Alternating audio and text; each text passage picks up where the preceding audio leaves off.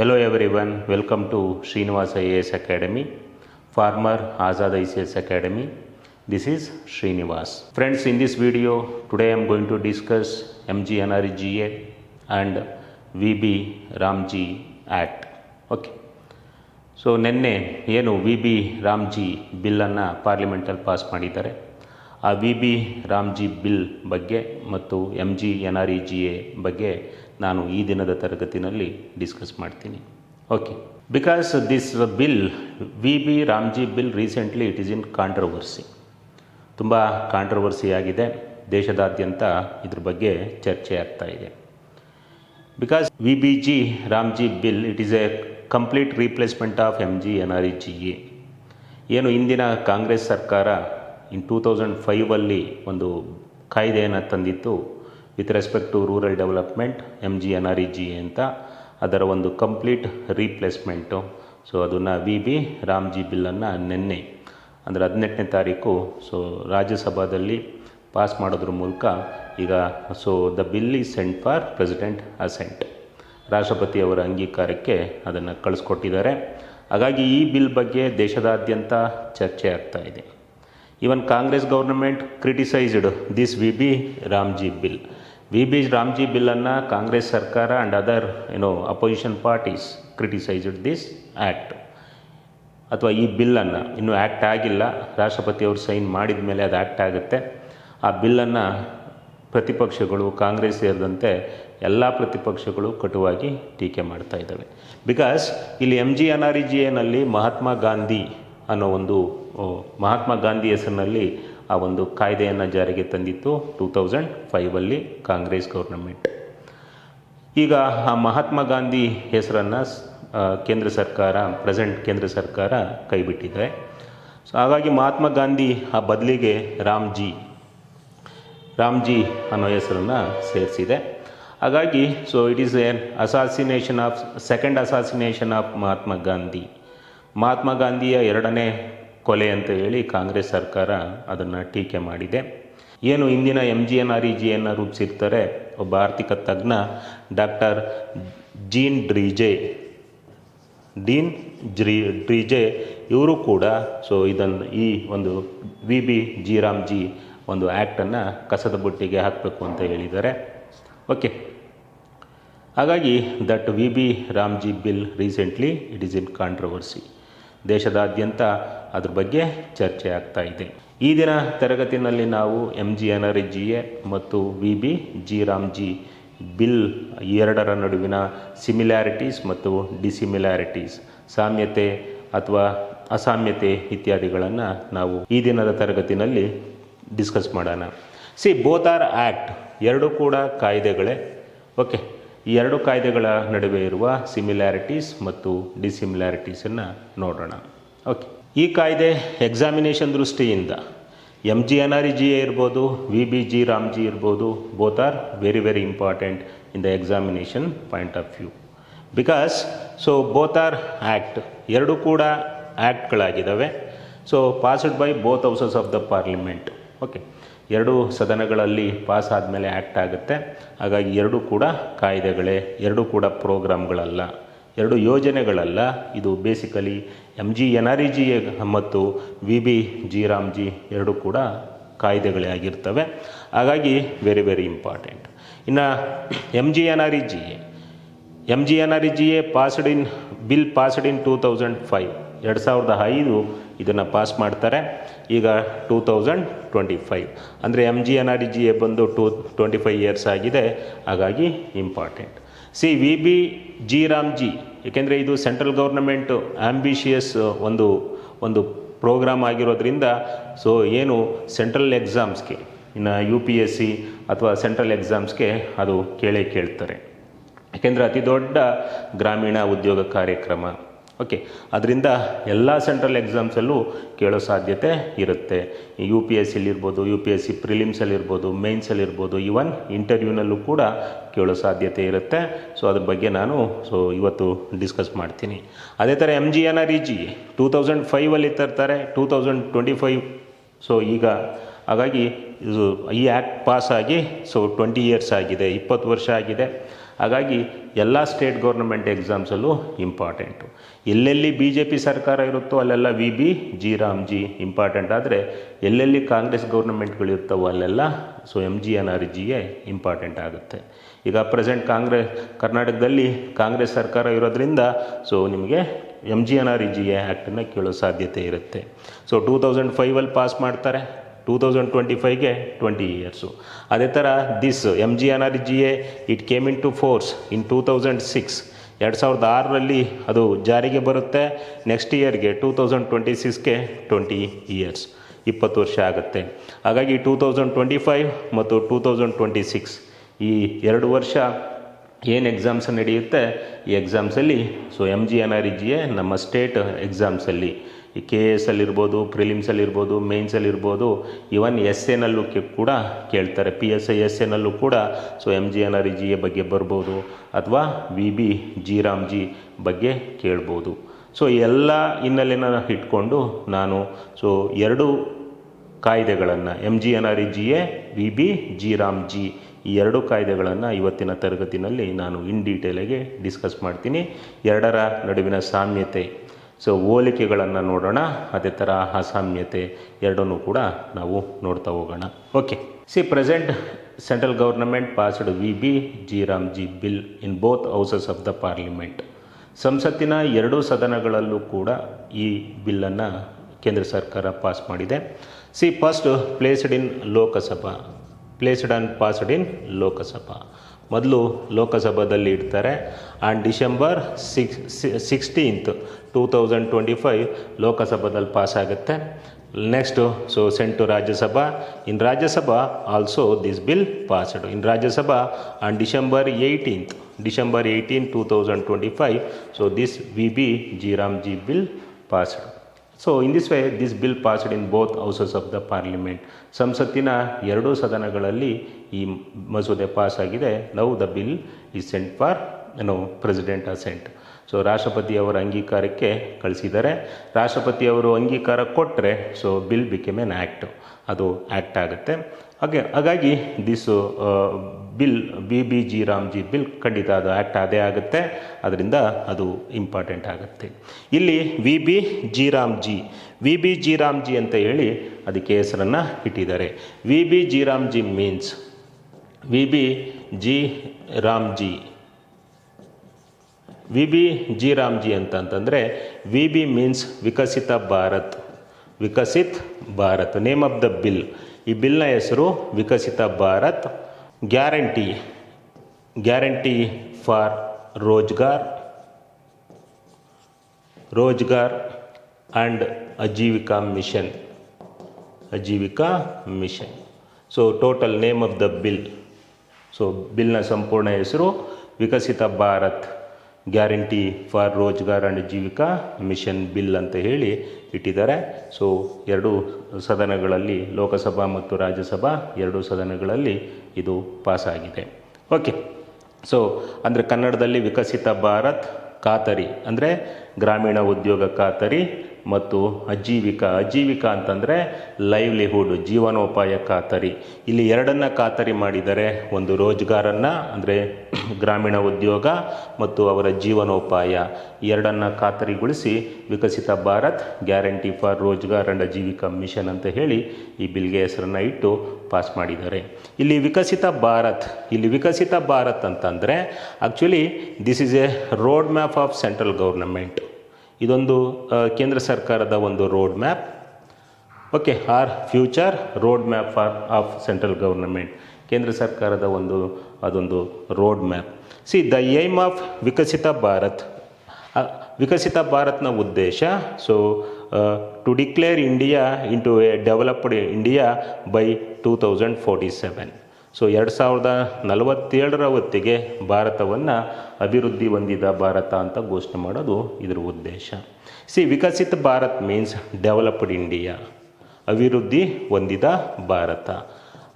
ಅಭಿವೃದ್ಧಿ ಹೊಂದಿದ ಭಾರತ ಅಂತ ಹೇಳಿ ಇದು ವಿಕಸಿತ ಭಾರತ್ ಅಂತಂದರೆ, ಇನ್ನು ವಿಕಸಿತ ಭಾರತ್ ಮಿಷನ್ನ ಉದ್ದೇಶ aim to declare India into developed India by 2047. 2047ರ ಹೊತ್ತಿಗೆ ಭಾರತಕ್ಕೆ ಒಂದು ಅಭಿವೃದ್ಧಿ ಹೊಂದಿದ ಸ್ಥಾನಮಾನವನ್ನು ನೀಡೋದು ವಿಕಸಿತ ಭಾರತ್ ಮಿಷನ್ನ ಉದ್ದೇಶ. ಓಕೆ, ಹಾಗಾಗಿ Viksit Bharat guarantee for Rozgar and Ajeevika mission ಅಂತ ಇದಕ್ಕೆ ಹೆಸರನ್ನ ಇಟ್ಟಿದ್ದಾರೆ. ಇಲ್ಲಿ 2047ಕ್ಕೆ ಏನನ್ನು ಇಟ್ಕೋತಾರೆ ಅಂತಂದರೆ, ಸೊ 1947ಇಂದ ಅಂದರೆ ಇಂಡಿಯಾಗೆ ಸ್ವಾತಂತ್ರ್ಯ ಬಂದು 100 ವರ್ಷ ಆಗುತ್ತೆ 2047ಗೆ. ಹಾಗಾಗಿ ಆ 100 ವರ್ಷದ ಸಂದರ್ಭದಲ್ಲಿ ಭಾರತವನ್ನು ಅಭಿವೃದ್ಧಿ ಹೊಂದಿದ ಭಾರತ ಅಂತ ಘೋಷಣೆ ಮಾಡೋದು ಇದರ ಉದ್ದೇಶ. Actually Viksit Bharat is a central government mission. It is a central government national mission and vision. Okay, its aim is to declare India into a developed India by 2047. ಅದರ ಉದ್ದೇಶ ಆಗಿರುತ್ತೆ. ಆ ಒಂದು ಉದ್ದೇಶ ಇಟ್ಕೊಂಡು ಒಂದು ಮಿಷನನ್ನು ಜಾರಿಗೆ ತಂದಿದ್ದಾರೆ. Okay, see this Viksit Bharat mission has 4 pillars. 4 ಸ್ತಂಭಗಳನ್ನು ಅಥವಾ 4 ಗುರಿಗಳನ್ನು ಇದು ಒಳಗೊಂಡಿದೆ. 4 ಎಲಿಮೆಂಟ್ಸನ್ನು ಇದು ಒಳಗೊಂಡಿದೆ. ಒಂದು ಯುವ ಅಂದರೆ ಯುವಕರನ್ನು ಗುರಿಯಾಗಿಟ್ಕೊಂಡು ಈ ಮಿಷನನ್ನು ಜಾರಿಗೆ ತಂದಿದ್ದಾರೆ. ಯುವ ಮೀನ್ಸ್ ಯೂತ್. ನೆಕ್ಸ್ಟು ಗರೀಬ್ ಅಂತಂದರೆ ಪೂರ್, ಬಡವರನ್ನು ಗುರಿಯಾಗಿಟ್ಕೊಂಡು ತೆಗೆದುಕೊಬಂದಿದ್ದಾರೆ.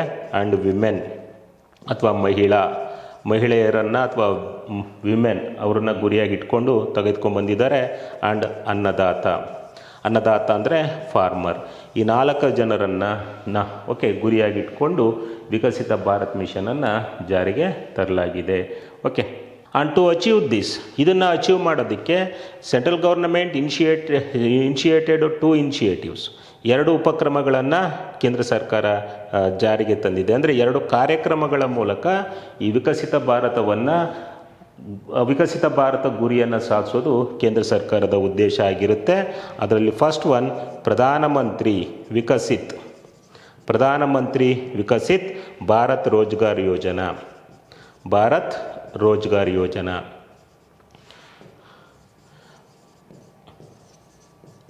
ಸೊ ಕೇಂದ್ರ ಸರ್ಕಾರ ಪ್ರಧಾನಮಂತ್ರಿ ವಿಕಸಿತ್ ಭಾರತ್ ರೋಜ್ಗಾರ್ ಯೋಜನಾ ಅಂತ ಒಂದು ಯೋಜನೆಯನ್ನು ತಂದಿದೆ. ಟು ಅಚೀವ್ ದಿಸ್ 2047ಗೆ ಭಾರತವನ್ನು ವಿಕಸಿತ ಭಾರತ ಅಥವಾ ಡೆವಲಪ್ಡ್ ಇಂಡಿಯಾ ಅಂತ ಘೋಷಣೆ ಮಾಡಬೇಕು ಅಂತ ಇದೆ. ಅದ್ರ ಗುರಿಯನ್ನು ಸಾಧಿಸೋದಕ್ಕೆ 2 ಯೋಜನೆಗಳನ್ನು ಜಾರಿಗೆ ತಂದಿದೆ. ಅದರಲ್ಲಿ ಒಂದು ಪ್ರಧಾನಮಂತ್ರಿ Viksit Rozgar Yojana and second one Viksit Bharat Ramji Yojana. Viksit Bharat ಈಗೇನು ಡಿಸ್ಕಸ್ ಮಾಡ್ತಾ ಇದ್ದೀವಿ, Viksit Bharat guarantee for Rozgar and Ajeevika mission ಅಂತ ಏನು ತಂದಿದ್ದಾರೆ. ಈ 2 ಯೋಜನೆಗಳ ಮೂಲಕ ಭಾರತವನ್ನು ಅಭಿವೃದ್ಧಿ ಹೊಂದಿದ ದೇಶವನ್ನಾಗಿ ಮಾಡೋದು ಇದರ ಉದ್ದೇಶ ಆಗಿರುತ್ತೆ. ಹಾಗಾಗಿ ಈ ಹಿನ್ನೆಲೆಯಲ್ಲಿ Viksit Bharat guarantee for Rozgar and Ajeevika mission ಪ್ಲ್ಯಾನನ್ನು ಸೆಂಟ್ರಲ್ ಗೌರ್ನಮೆಂಟು ಜಾರಿಗೆ ತಂದಿದೆ. ಹಾಗಾಗಿ ಇದಕ್ಕೆ ವಿಕಸಿತ ಭಾರತ್ ಅಂತ ಹೇಳಿ ಒಂದು ಹೆಸರನ್ನು ಇಟ್ಟಿದೆ. ಸೊ ಈ ಮಸೂದೆಯಲ್ಲಿ ಮಹಾತ್ಮ ಗಾಂಧಿಯವರ ಹೆಸರನ್ನು ಕೈಬಿಟ್ಟಿರೋದಕ್ಕೆ ಕಾಂಗ್ರೆಸ್ ಸರ್ಕಾರ ತೀವ್ರವಾಗಿ ಆಕ್ಷೇಪವನ್ನು ಎತ್ತಿದೆ. It is a second assassination of Gandhi and it is a great insult to ಗಾಂಧಿಗೆ ಮಾಡಿದ ಒಂದು ಇನ್ಸಲ್ಟ್ ಅಂತ ಹೇಳಿ ಕಾಂಗ್ರೆಸ್ನವರು ಇದನ್ನು ಕರೆದಿದ್ದಾರೆ. ಆದರೆ ಕೇಂದ್ರ ಸರ್ಕಾರ ಇದನ್ನು ಸಮರ್ಥಿಸ್ಕೊಂಡಿದೆ. ಸೊ ಇಂದಿನ ಅಗ್ರಿಕಲ್ಚರಲ್ ಮಿನಿಸ್ಟರ್ ಶಿವರಾಜ್ ಸಿಂಗ್ ಚೌಹಾಣ್ ಅವರು ಅದನ್ನು ಸಮರ್ಥಿಸ್ಕೊಂಡಿದ್ದಾರೆ. ಏನಂತ ಸಮರ್ಥಿಸ್ಕೊಂಡಿದ್ದಾರೆ ಅಂತಂದರೆ, ಗಾಂಧಿಯ ಕನಸು ಅಂದರೆ ಏನು? ಗ್ರಾಮ ಸ್ವರಾಜ್ಯ. ಗಾಂಧಿಯ ಕನಸು ರಾಮರಾಜ್ಯ. ಸೊ ಗಾಂಧಿಯ ಕನಸು ಗ್ರಾಮ ಸ್ವರಾಜ್ಯ ಮತ್ತು ಗಾಂಧಿಯ ಕನಸು ರಾಮರಾಜ್ಯ ಆಗಿರೋದ್ರಿಂದ ಆ ಗಾಂಧಿಯ ಕನಸನ್ನು ನನಸು ಮಾಡೋದ್ರಲ್ಲಿ ಆ ರಾಮ್ಜಿ ಅನ್ನೋ ಹೆಸರನ್ನ ಅಂದರೆ ರಾಮರಾಜ್ಯವನ್ನು ಸಾಧಿಸೋ ಸಲುವಾಗಿ ನಾವು ರಾಮ್ಜಿ ಅನ್ನೋ ಹೆಸರನ್ನ ಇಟ್ಟಿದ್ದೀವಿ ಅಂತ ಹೇಳಿ ಕೇಂದ್ರ ಸರ್ಕಾರ ಅದನ್ನು ಸಮರ್ಥಿಸ್ಕೊಂಡಿದೆ. ಇನ್ನು 2 ಆ್ಯಕ್ಟ್ಗಳ ಬಗ್ಗೆ ನಾವು ಡಿಸ್ಕಸ್ ಮಾಡೋದಾದರೆ, ಫಸ್ಟು MGNREG ಆ್ಯಕ್ಟನ್ನು ನೋಡೋಣ. ಆಮೇಲೆ ಏನೆಲ್ಲ ಚೇಂಜಸನ್ನು ಮಾಡಿದ್ದಾರೆ. Actually, VBG Act is not a amendment of MGNREGA Act. ಇದು MGNREG Act ನ ತಿದ್ದುಪಡಿ ಅಲ್ಲ.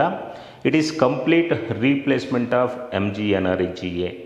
ಏನು ಕಾಂಗ್ರೆಸ್ ಸರ್ಕಾರ MGNREGA ಅಂತ ಹೇಳಿ ಒಂದು ಕಾಯ್ದೆಯನ್ನು ಜಾರಿಗೆ ತಂದಿತ್ತು, ಅದರ ಸಂಪೂರ್ಣ ರೂಪಾಂತರ. ಸಂಪೂರ್ಣ ರೂಪಾಂತರವಾಗಿ MGNREGA ಕಂಪ್ಲೀಟ್ ಮೆಟಪಾನ್ಪೈಸಿಸ್ ಆಗಿ VBG ಬಿಲ್ಲು ಕೇಂದ್ರ ಸರ್ಕಾರ ಸಂಸತ್ತಲ್ಲಿ ಮಂಡಿಸಿ ಪಾಸ್ ಮಾಡಿಕೊಂಡಿದೆ. ಆದ್ರೂ ಕೂಡ ಕೆಲವು ಪ್ರಾವಿಷನ್ಸನ್ನು ಹಾಗೆ ಉಳಿಸ್ಕೊಂಡಿದೆ. ಏನು MGNREGA ಏನು ಪ್ರಾವಿಷನ್ಸ್ ಇದ್ವು, ಕೆಲವೊಂದು ಪ್ರಾವಿಷನ್ಸನ್ನು ಹಾಗೆ ಉಳಿಸ್ಕೊಂಡು by retaining some provisions of MGNREGA act present government passed VB-G Ramji bill, VB-G Ramji ಬಿಲ್ಲನ್ನು ಪಾಸ್ ಮಾಡಿದೆ. ಹಾಗಾಗಿ ಫಸ್ಟು MGNREGA ಏನು ನೋಡೋಣ, ಆಮೇಲೆ ಏನೆಲ್ಲ ಚೇಂಜಸ್ ಮಾಡಿದ್ದಾರೆ VB-G Ramjiನಲ್ಲಿ, ಯಾಕೆಲ್ಲ ಕಾಂಟ್ರವರ್ಸಿ ಆಗಿದೆ, ಆಮೇಲೆ ಇದರಿಂದ ಸ್ಟೇಟ್ಗಳಿಗೆ ಏನೆಲ್ಲ ಹೊರೆ ಆಗ್ತಾ ಇದೆ, ಇಂದಿನ MGNREGAನಲ್ಲಿ ರಾಜ್ಯಗಳಿಗೆ ಏನೆಲ್ಲ ಅನುಕೂಲಗಳಾಗ್ತಿತ್ತು, ಈಗಿನ ಬಿಲ್ಲಲ್ಲಿ ಏನೆಲ್ಲ ಅನುಕೂಲಗಳು ಅನಾನುಕೂಲಗಳು ರಾಜ್ಯಗಳಿಗಾಗ್ತಾ ಇದೆ, ಅದನ್ನು ಇವತ್ತಿನ ತರಗತಿನಲ್ಲಿ ನಾವು ಡಿಸ್ಕಸ್ ಮಾಡೋಣ. Okay, see central government passed MGNREGA act in 2005. 2005ರಲ್ಲಿ ಕೇಂದ್ರ ಸರ್ಕಾರ MGNREGA ಆ್ಯಕ್ಟನ್ನು ಪಾಸ್ ಮಾಡಿತ್ತು. Okay, see MGNREGA it is not a program, ಇದು ಪ್ರೋಗ್ರಾಮ್ ಅಲ್ಲ, it is an act of the parliament. ಇದೊಂದು ಆರ್ಡಿನರಿ ಆ್ಯಕ್ಟ್, ಸಾಮಾನ್ಯ ಕಾಯ್ದೆ. ಆ ಕಾಯ್ದೆನ ಕೇಂದ್ರ ಸರ್ಕಾರ ಪಾಸ್ ಮಾಡಿದೆ. See what is the difference between program and act? So ಇದು ಒಂದು ಕಾಯ್ದೆ, ಮುಖ್ಯವಾಗಿ ಇದು ಯೋಜನೆ ಅಲ್ಲ. ಈಗಿನ VB-G Ramji ಅದು ಕೂಡ ಯೋಜನೆ ಅಲ್ಲ, that is also act of the parliament. So ಯೋಜನೆಗೂ ಆ್ಯಕ್ಟ್ಗೂ ಏನು ಡಿಫ್ರೆನ್ಸ್ ಇರುತ್ತೆ ಅಂತಂದರೆ, ಯೋಜನೆ ಅಂತಂದರೆ ಸೊ ಸರ್ಕಾರಗಳಿಗೆ ಮ್ಯಾಂಡೇಟರಿ ಇರಲ್ಲ, ಕಡ್ಡಾಯ ಇರಲ್ಲ, ಇಂಪ್ಲಿಮೆಂಟ್ ಮಾಡ್ಬೋದು ಬಿಡ್ಬೋದು. ಆದರೆ ಆ್ಯಕ್ಟ್ ಆದಾಗ ಅದು ಕಡ್ಡಾಯ ಆಗಿರುತ್ತೆ, ಇಂಪ್ಲಿಮೆಂಟ್ ಮಾಡಬೇಕಾಗಿರುತ್ತೆ. ಸರ್ಟನ್ ರೈಟ್ಸನ್ನು ಕೊಟ್ಟಿರ್ತಾರೆ. ಯಾರಿಗೆ ರೈಟ್ಸನ್ನು ಕೊಟ್ಟಿರ್ತಾರೆ? ಏನು ಡೈಲಿ ವೇಜ್ ವರ್ಕರ್ಸ್ ಇರ್ತಾರೆ, ಕೂಲಿ ಕಾರ್ಮಿಕರು ಇರ್ತಾರೆ, ಅವ್ರಿಗೆ ರೈಟ್ಸನ್ನು ಕೊಟ್ಟಿರ್ತಾರೆ. ಹಾಗಾಗಿ MGNREGAನಲ್ಲೂ ರೈಟ್ಸನ್ನು ಕೊಟ್ಟಿದ್ದಾರೆ, VB-G Ramji ಆ್ಯಕ್ಟಲ್ಲೂ ಕೂಡ ರೈಟ್ಸನ್ನು ಕೊಟ್ಟಿದ್ದಾರೆ. ಅದನ್ನು ನೋಡೋಣ. ಹಾಗಾಗಿ MGNREGA it is not A bill, it is an act of the parliament. So ಇದೊಂದು ಸಂಸತ್ತಿನ ಕಾಯ್ದೆ, ಪಾಸ್ಡ್ ಇನ್ 2005. 2005ರಲ್ಲಿ ಇದನ್ನು ಪಾಸ್ ಮಾಡ್ತಾರೆ and it came into force in 2006. 2006ರಲ್ಲಿ ಇದು ಜಾರಿಗೆ ಬರುತ್ತೆ. ಹಿಂದೆ MGNREGAಗಿಂತ ಹಿಂದೆ ಹಲವಾರು ಎಂಪ್ಲಾಯ್ಮೆಂಟ್ ಜನರೇಷನ್ ಪ್ರೋಗ್ರಾಮ್ಸ್ ಇದ್ವು. ಆ ಎಲ್ಲ ಕಾರ್ಯಕ್ರಮಗಳಿಗಿಂತ ಭಿನ್ನ MGNREGA ಆಗಿರ್ಬೋದು, VB-G Ramji ಇರ್ಬೋದು. ಯಾಕೆಂದರೆ ಹಿಂದೆ MGNREGAಗಿಂತ ಮುಂಚೆ central government initiated and implemented some programs like CDP, community development program ಅಂತ ತೆಗೆದುಕೊಬಂದರು. ಅದಾದಮೇಲೆ NES ಅಂತ ಹೇಳಿ ತೆಗೆದುಕೊಬಂದರು. ಅದಾದಮೇಲೆ IREP, integrated rural employment program ಅಂತ ಹೇಳಿ ತೆಗೆದುಕೊಬಂದರು. ಅದಾದಮೇಲೆ ಫುಡ್ ಫಾರ್ ವರ್ಕ್ ಪ್ರೋಗ್ರಾಮ್ ಅಂತ ತೆಗೆದುಕೊಬಂದರು. ಆಮೇಲೆ NREP, national rural employment program ಅಂತ ತೆಗೆದುಕೊಂಡು ಬಂದರು. And rural landless guarantee employment program, rural landless guarantee employment program ಅಂದರೆ ಗ್ರಾಮೀಣ ಭೂರಹಿತ ಕೃಷಿಕರಿಗೆ ಉದ್ಯೋಗ ಖಾತರಿ ಯೋಜನೆ ಅಂತ 1983ನಲ್ಲಿ ತೆಗೆದುಕೊಂಡು ಬಂದರು. ಅದಾದಮೇಲೆ ಎಂಪ್ಲಾಯ್ಮೆಂಟ್ ಅಶ್ಯೂರೆನ್ಸ್ ಸ್ಕೀಮನ್ನು ತೆಗೆದುಕೊಂಡು ಬಂದರು. ಜವಾಹರ್ ರೋಜ್ಗಾರ್ ಯೋಜನಾ ಅಂತ ತೆಗೆದುಕೊಂಡು ಬಂದರು. ಅದಾದಮೇಲೆ next food for work program, ಇಂದಿನ ಎಲ್ಲ ಗ್ರಾಮೀಣಾಭಿವೃದ್ಧಿ ಕಾರ್ಯಕ್ರಮಗಳನ್ನು ಮರ್ಜ್ ಮಾಡಿ ಫುಡ್ ಫಾರ್ ವರ್ಕ್ ಪ್ರೋಗ್ರಾಮ್ ಅಂತ ಮನಮೋಹನ್ ಸಿಂಗ್ ಗೌರ್ನಮೆಂಟ್ 2004ರಲ್ಲಿ ಅದನ್ನು ಜಾರಿಗೆ ತಂತು. ಅದಾದ ನಂತರ ಇಂದಿನ ಎಲ್ಲ ಉದ್ಯೋಗ ಆಧಾರಿತ ಗ್ರಾಮೀಣ ಉದ್ಯೋಗ ಆಧಾರಿತ ಕಾರ್ಯಕ್ರಮಗಳನ್ನು ಮರ್ಜ್ ಮಾಡಿ NREGA ಅಂತ ಹೇಳಿ 2005ರಲ್ಲಿ ಜಾರಿಗೆ ತಂತು. ಅಂದರೆ ಗ್ರಾಮೀಣ ಭಾಗದ ಜನರಿಗೆ ಉದ್ಯೋಗ ಖಾತರಿಯನ್ನು, ಎಂಪ್ಲಾಯ್ಮೆಂಟ್ ಗ್ಯಾರಂಟಿಯನ್ನು ಕೊಡೋ ದೃಷ್ಟಿಯಿಂದ NREGA ಅಂತ ಹೇಳಿ 2005ರಲ್ಲಿ ಅದನ್ನು ಒಂದು ಆ್ಯಕ್ಟನ್ನು ಪಾಸ್ ಮಾಡಿದ್ರು ಉದ್ಯೋಗ ಖಾತರಿ ಮಾಡಲಿಕ್ಕೆ. ಅಂದರೆ ಈ ಎಲ್ಲ ಪ್ರೋಗ್ರಾಮಲ್ಲೂ ಉದ್ಯೋಗ ಖಾತರಿ ಇರಲಿಲ್ಲ, ಎಂಪ್ಲಾಯ್ಮೆಂಟ್ ಗ್ಯಾರಂಟಿ ಇರಲಿಲ್ಲ. ಇಲ್ಲಿ ಇ.ಜಿ. ಅಂದರೆ ಎಂಪ್ಲಾಯ್ಮೆಂಟ್ ಗ್ಯಾರಂಟಿಯನ್ನು, ಉದ್ಯೋಗ ಖಾತರಿಯನ್ನು ಮಾಡಲಿಕ್ಕೆ NREGA ಅಂತ 2005ರಲ್ಲಿ ಜಾರಿಗೆ ತಂದು ಒಂದು ಆ್ಯಕ್ಟನ್ನು ಪಾಸ್ ಮಾಡಿದ್ರು. This NREGA it came into force in 2006 February 2 2006 ಅದು ಜಾರಿಗೆ ಬಂತು. ಎಲ್ಲಿ ಉದ್ಘಾಟನೆ ಮಾಡಿದ್ರು ಅಂದರೆ this NREGA so this national rural employment guarantee act ಅಥವಾ ಪ್ರೋಗ್ರಾಮ್, ಜನರಲಿ ನಾವು ಪ್ರೋಗ್ರಾಮ್ ಅಂತ ಹೇಳಿ ಅದನ್ನು ಉಚ್ಚಾರ ಮಾಡ್ತೀವಿ, ಅದು ಪ್ರೋಗ್ರಾಮ್ ಅಲ್ಲ, ಅದು ಆ್ಯಕ್ಟ್. ಈ ಆ್ಯಕ್ಟನ್ನು ಎಲ್ಲಿ ಪ್ರಾರಂಭ ಮಾಡಿದ್ರು ಅಂದರೆ ಅಟ್ ಪೋಚಂಪಲ್ಲಿನಲ್ಲಿ ಪ್ರಾರಂಭ ಮಾಡಿದ್ರು. ಸೊ ಅಲ್ಲಿ ಉದ್ಘಾಟನೆಯನ್ನು ಮಾಡಿದ್ರು. ಪೋಚಂಪಲ್ಲಿ ಪ್ರೆಸೆಂಟ್ ತೆಲಂಗಾಣ ರಾಜ್ಯದಲ್ಲಿ ಬರುತ್ತೆ.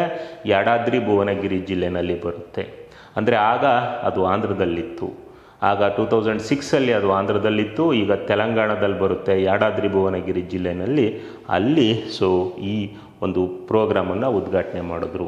ನಿಮಗೆಲ್ಲ ಗೊತ್ತೇ ಇದೆ, ಆಗ ಆಂಧ್ರದ ಚೀಫ್ ಮಿನಿಸ್ಟರ್ ಪಾಪ್ಯುಲರ್ ಇರ್ತಾರೆ, YS ರಾಜಶೇಖರ್ ರೆಡ್ಡಿ ಅಂತ. ಅವರು ಸೋನಿಯಾ ಗಾಂಧಿ, ಮನಮೋಹನ್ ಸಿಂಗ್ ಅವ್ರನ್ನೆಲ್ಲ ಕರ್ಕೊಂಡು ಬಂದು ಸೊ ಪೋಚಂಪಲ್ಲಿನಲ್ಲಿ ಉದ್ಘಾಟನೆ ಮಾಡಿದ್ರು February 2, 2006. ಈ ಪೋಚಂಪಲ್ಲಿ 3 ದೃಷ್ಟಿಯಿಂದ important. Pochampalli famous for saris. Pochampalli ಸೀರೆಗಳಿಗೆ ಪ್ರಖ್ಯಾತಿಯನ್ನು ಪಡೆಯುತ್ತೆ. ಈಗ ನಮ್ಮಲ್ಲಿ ಹೇಗೆ ಇಳಕಲ್ ಸೀರೆ ಅಂತ ಕರಿತೀವೋ, ಆಂಧ್ರ ತೆಲಂಗಾಣದಲ್ಲಿ ಪೋಚಂಪಲ್ಲಿ ಸೀರೆಗಳು ಫೇಮಸ್ಸು. ಆ ಸ್ಯಾರಿಗಳಿಗೆ ಜಿಯೋಗ್ರಫಿಕಲ್ ಇಂಡಿಕೇಶನ್ ಸಿಕ್ಕಿದೆ, ಅದರಿಂದ ಪೋಚಂಪಲ್ಲಿ ಇಂಪಾರ್ಟೆಂಟ್. ಇನ್ನೂ ಒಂದು ದೃಷ್ಟಿಯಿಂದ ಇಂಪಾರ್ಟೆಂಟ್, ಯಾಕೆಂದರೆ ಇನ್ 1951ನಲ್ಲಿ Acharya Vinoba Bhave started Gramdan movement or Bhoodan movement. Bhoodan ಚಳುವಳಿ, ಗ್ರಾಮದಾನ್ ಚಳುವಳಿ, ಒಂದು ಲ್ಯಾಂಡ್ ರೀಫಾರ್ಮ್ ಮೂವ್ಮೆಂಟನ್ನು ಶುರು ಮಾಡ್ತಾರೆ. ಅದು ಶುರು ಮಾಡಿದ್ದು ಪೋಚಂಪಲ್ಲಿನಲ್ಲೇ. ಓಕೆ, ಸೊ ಅದನ್ನು ಒಂದು ದೊಡ್ಡ ಲ್ಯಾಂಡ್ ರೀಫಾರ್ಮ್ ಮೂವ್ಮೆಂಟನ್ನು ಶುರು ಮಾಡ್ತಾರೆ. ಭೂದಾನ್ ಚಳುವಳಿ, ಅದನ್ನು ಬ್ಲಡ್ ಲೆಸ್ ರೆವಲ್ಯೂಷನ್ ಅಂತ ಕರೀತಾರೆ, ರಕ್ತರಹಿತ ಕ್ರಾಂತಿ ಅಂತ ಕರೀತಾರೆ. ಅದು ಕೂಡ ಪ್ರಾರಂಭ ಆಗಿದ್ದು ಪೋಚಂಪಲ್ಲಿನಲ್ಲೇ. ಎಲ್ಲ ಹಿನ್ನೆಲೆಯಲ್ಲಿ NREGA ಆಲ್ಸೋ ಸೊ ಇನಾಗ್ಯುರೇಟೆಡ್ ಅಥವಾ ಉದ್ಘಾಟನೆ ಮಾಡಿದ್ದು ಕೂಡ ಪೋಚಂಪಲ್ಲಿನಲ್ಲೇ February 2. ಹಾಗಾಗಿ ಸಿನ್ಸ್ 2006 ಇಲ್ಲಿಯವರೆಗೆ central government celebrated February 2 as ಉದ್ಯೋಗ ಖಾತರಿ ದಿವಸ್. ಉದ್ಯೋಗ ಖಾತರಿ ದಿವಸ್ ಅಂತ ಹೇಳಿ 2006 February 2 ಉದ್ಯೋಗ ಖಾತರಿ ದಿವಸ್ ಅಂತ ಹೇಳಿ ಆಚರಿಸ್ತಾ ಇದೆ. This NREGA renamed. See, on October 2, 2008, this NREGA renamed as MG NREGA. ಇದಕ್ಕೆ ಮರುನಾಮಕರಣವನ್ನು ಮಾಡ್ತಾರೆ. ಮತ್ತೆ ಆ್ಯಕ್ಟ್ಗೆ ತಿದ್ದುಪಡಿಯನ್ನು ತಂದು Mahatma Gandhi national rural employment guarantee act ಅಂತ ಹೇಳಿ ತಗೊಂಬರ್ತಾರೆ. ಇದನ್ನು MG NREGA ಅಂತಾರೆ. ಮಹಾತ್ಮ ಗಾಂಧಿ ನರೇಗಾ ಅಂತ ಕರೀತಾರೆ, ಅಥವಾ ಮನ್ರೇಗಾ ಅಂತ ಹೇಳಿ ಮಹಾತ್ಮ ಗಾಂಧಿ ಹೆಸರನ್ನು ಇಡ್ತಾರೆ. ಯಾಕೆಂದರೆ ಮಹಾತ್ಮ ಗಾಂಧಿಯ ಕನಸು ಗ್ರಾಮ ಸ್ವರಾಜ್ಯ. ಆ ಗ್ರಾಮ ಸ್ವರಾಜ್ಯ ಅದನ್ನು ಸಾಧಿಸೋದಕ್ಕೆ ಮನ್ರೇಗಾ ಅಂತ ಹೇಳಿ ಅದನ್ನು ಹೆಸರನ್ನು ಇಡ್ತಾರೆ. ಈಗ ದಿಸ್ MG NREGA ಇದನ್ನು ರೀಪ್ಲೇಸ್ ಮಾಡೋದಕ್ಕೆ 2026 ಕೇಂದ್ರ ಸರ್ಕಾರ VBG ರಾಮ್ಜಿ ಆ್ಯಕ್ಟನ್ನು ಪಾಸ್ ಮಾಡೋದಕ್ಕೆ ಹೊರಟಿದೆ. ಇಲ್ಲಿ ಗ್ರಾಮ ಸ್ವರಾಜ್ಯ ಪರಿಕಲ್ಪನೆ ಅಂದ್ರೇನು? ಗಾಂಧಿಯ ಪರಿಕಲ್ಪನೆ ಅಂದರೆ ಇನ್ನೊಂದು ಗಾಂಧಿಯ ಪರಿಕಲ್ಪನೆ, ಗ್ರಾಮ ಸ್ವರಾಜ್ಯ ಅಂದರೂ ಒಂದೇ, ರಾಮರಾಜ್ಯ ಅಂದರೂ ಒಂದೇ. ಹಾಗಾಗಿ ನಾವು ರಾಮ್ಜಿಯನ್ನು ಇಟ್ಟಿದ್ದೀವಿ. ಕಾಂಗ್ರೆಸ್ನವರು, ಇತರೆ ಪಕ್ಷಗಳು ಮಹಾತ್ಮ ಗಾಂಧಿ ಹೆಸರನ್ನು ಕೈ ಬಿಟ್ಟಿರೋದಕ್ಕೆ it is a great insult to Gandhi ಅಥವಾ ಸೆಕೆಂಡ್ ಅಸಾಸಿನೇಷನ್ ಆಫ್ ಗಾಂಧಿ ಅಂತ ಹೇಳ್ತಾ ಇದ್ದರೆ, ಇವರು ಇಲ್ಲ, ಗಾಂಧಿಯ ಕನಸು ಗ್ರಾಮ ಸ್ವರಾಜ್ಯ, ಗಾಂಧಿಯ ಕನಸು ರಾಮರಾಜ್ಯ.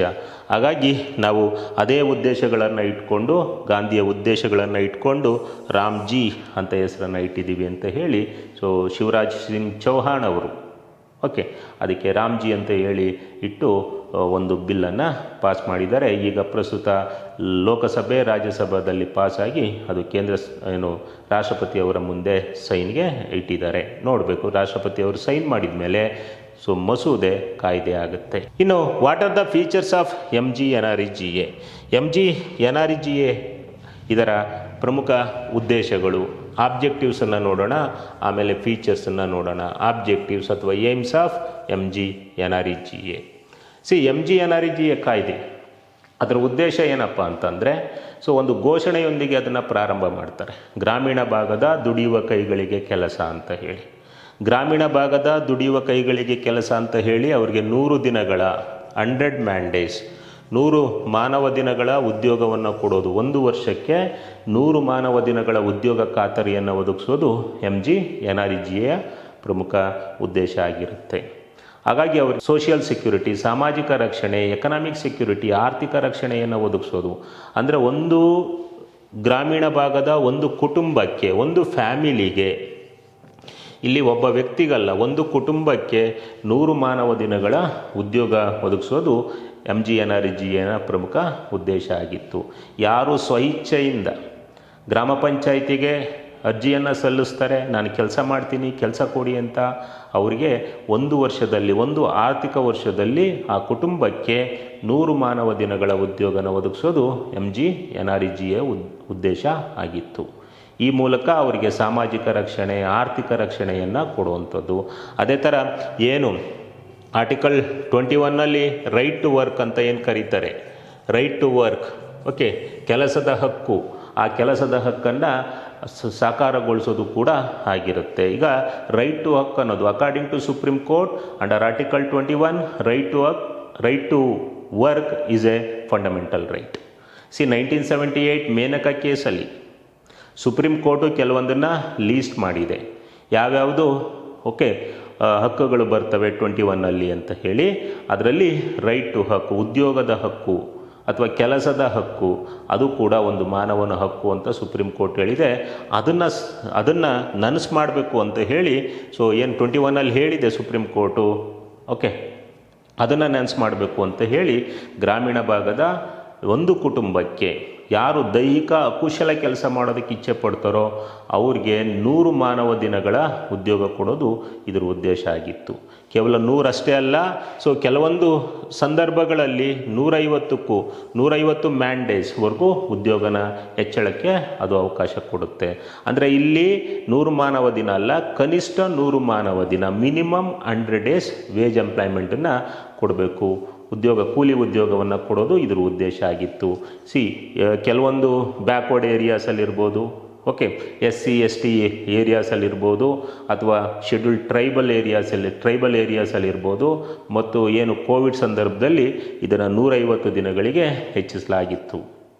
ಓಕೆ, ಕನಿಷ್ಠ 100 ಮಾನವ ದಿನಗಳ ಉದ್ಯೋಗ ಕೊಡೋದು ಅದರ ಉದ್ದೇಶ ಆಗಿತ್ತು. ಆಮೇಲೆ second aim asset creation in rural area. Asset creation ಅಂದರೆ ಸ್ವತ್ತುಗಳ ನಿರ್ಮಾಣ. ಸೊ ಇದ್ರ ಮೂಲಕ ಸ್ವತ್ತುಗಳನ್ನು ನಿರ್ಮಾಣ ಮಾಡೋದು ಇದ್ರ ಒಂದು ಉದ್ದೇಶ ಆಗಿತ್ತು. ಸ್ವತ್ತುಗಳು ಅಂದರೆ ರಸ್ತೆ ಇರ್ಬೋದು, ಚರಂಡಿ ಇರ್ಬೋದು, ಶಾಲೆಯ ಕಟ್ಟಡ ಇರ್ಬೋದು, ಅಂಗನವಾಡಿ ಇರ್ಬೋದು, ಈ ಥರ ಒಂದು ಅಸೆಟ್, ಸಾಮುದಾಯಿಕ ಸ್ವತ್ತುಗಳು, ಕಮ್ಯುನಿಟಿ ಅಸೆಟನ್ನು ನಿರ್ಮಾಣ ಮಾಡೋದು ಇದ್ರ ಉದ್ದೇಶ ಆಗಿತ್ತು. ಆ್ಯಂಡ್ ಟು ಚೆಕ್ ಥರ್ಡು ಏನು ಚೆಕ್ ರೂರಲ್ ಮೈಗ್ರೇಷನ್. ಸೊ ಗ್ರಾಮೀಣ ವಲಸೆಯನ್ನು ತಡೆಯೋದು ಇದ್ರ ಉದ್ದೇಶ ಆಗಿತ್ತು. ಏಕೆಂದರೆ ಗ್ರಾಮೀಣ ಭಾಗದಲ್ಲಿ ಕೇವಲ ವರ್ಷಕ್ಕೆ 4 ತಿಂಗಳು ಮಾತ್ರ ಕೆಲಸ ಇರುತ್ತೆ, ಉಳಿದ 8 ತಿಂಗಳು ಕೆಲಸ ಇರಲ್ಲ. ಅವರು ನಗರಕ್ಕೆ ವಲಸೆ ಬರ್ತಾರೆ. ಆ ಗ್ರಾಮೀಣ ವಲಸೆಯನ್ನು ತಡೆಯೋದು ಕೂಡ ಒಂದು ಇದರ ಉದ್ದೇಶ ಆಗಿತ್ತು. ಎಲ್ಲ ಉದ್ದೇಶಗಳನ್ನು ಇಟ್ಕೊಂಡು MGNREGA ಅನ್ನು ತೆಗೆದುಕೊಂಡು ಬರ್ತಾರೆ 2005ಅಲ್ಲಿ. ಅದು 2006ಇಂದ ಅದು ಜಾರಿಯಾಗುತ್ತೆ. Then what are the features of MGNREGA? MGNREGA ಪ್ರಮುಖ ಲಕ್ಷಣಗಳು, ಫೀಚರ್ಸ್. ಅದರ ಲಕ್ಷಣಗಳನ್ನು ನೀವು ನೋಡಿದ್ರೆ, MGNREGA it is biggest program, rural development program in the world, or it is biggest rural employment generation program in the world, entire history of mankind. ಇಡೀ ಮಾನವನ ಇತಿಹಾಸದಲ್ಲಿ ಅತಿ ದೊಡ್ಡ ಉದ್ಯೋಗ ಆಧಾರಿತ ಕಾರ್ಯಕ್ರಮ. ಏಕೆಂದರೆ ಇದು ಗ್ರಾಮೀಣ ಭಾಗದ, ಇದು ಇಂಪ್ಲಿಮೆಂಟ್ ಆಗ್ತಾ ಇರೋದು ಓನ್ಲಿ ರೂರಲ್ ಏರಿಯಾಸಲ್ಲಿ ಏನು ಭಾರತದ ಒಟ್ಟು ಜನಸಂಖ್ಯೆಯ 100 ಕೋಟಿಗೂ ಹೆಚ್ಚು ಜನ ಗ್ರಾಮೀಣ ಭಾಗದಲ್ಲಿದ್ದಾರೆ. ಅಷ್ಟು ಜನರಿಗೂ ಕೂಡ ಓಕೆ ಒಂದು ಉದ್ಯೋಗವನ್ನು ಒದಗಿಸೋದು ಇದ್ರ ಉದ್ದೇಶ ಆಗಿತ್ತು. ಹಾಗಾಗಿ ಇದು ಇಡೀ ಮಾನವ ಇತಿಹಾಸದಲ್ಲಿ ಈಗೂ ಕೂಡ VB ಜಿ ಆ್ಯಕ್ಟು ಕೂಡ ಇಡೀ ಮಾನವ ಇತಿಹಾಸದಲ್ಲಿ ಅತಿ ದೊಡ್ಡ ಗ್ರಾಮೀಣ ಉದ್ಯೋಗ ಖಾತರಿ ಕಾರ್ಯಕ್ರಮ. ಯಾಕೆಂದರೆ 100 ಕೋಟಿಗೂ ಹೆಚ್ಚು ಜನಸಂಖ್ಯೆ ಇದರಲ್ಲಿ ಕವರ್ ಆಗ್ತಾರೆ. ಸೊ ಇದು ಒಂದು feature. Second, this program was demand based program or demand driven or demand oriented. ಇಲ್ಲಿ ಪಂಚಾಯಿತಿಗಳು ಕೆಲಸ ಕೊಡ್ತೀವಿ ಅಂತ ಹೇಳ್ತಾ ಇರಲ್ಲ, ಯಾರು ಕೆಲಸ ಕೇಳ್ಕೊಂಡು ಬರ್ತಾರೆ ಅವ್ರಿಗೆ 15 ದಿವಸದೊಳಗಡೆ ಪಂಚಾಯಿತಿಯವರು ಕೆಲಸ ಕೊಡಬೇಕಾಗತ್ತೆ. ಹಾಗಾಗಿ ಇದೊಂದು ಬೇಡಿಕೆ ಆಧಾರಿತ ಕಾರ್ಯಕ್ರಮ.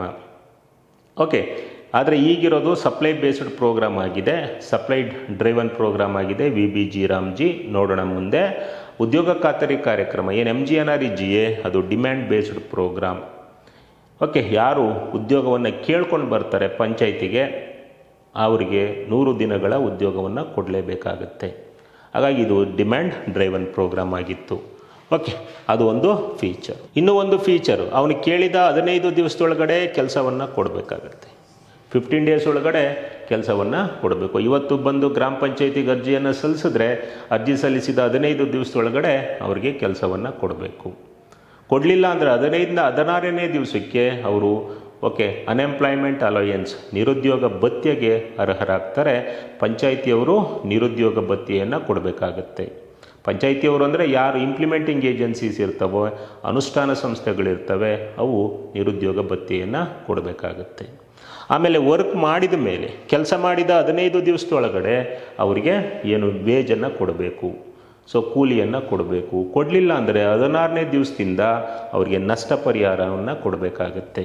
ಅದಕ್ಕೆ 0.05% ಪ್ರತಿ ದಿನಕ್ಕೆ ಸೇರಿ ನಷ್ಟವನ್ನು ಕೊಡಬೇಕಾಗತ್ತೆ.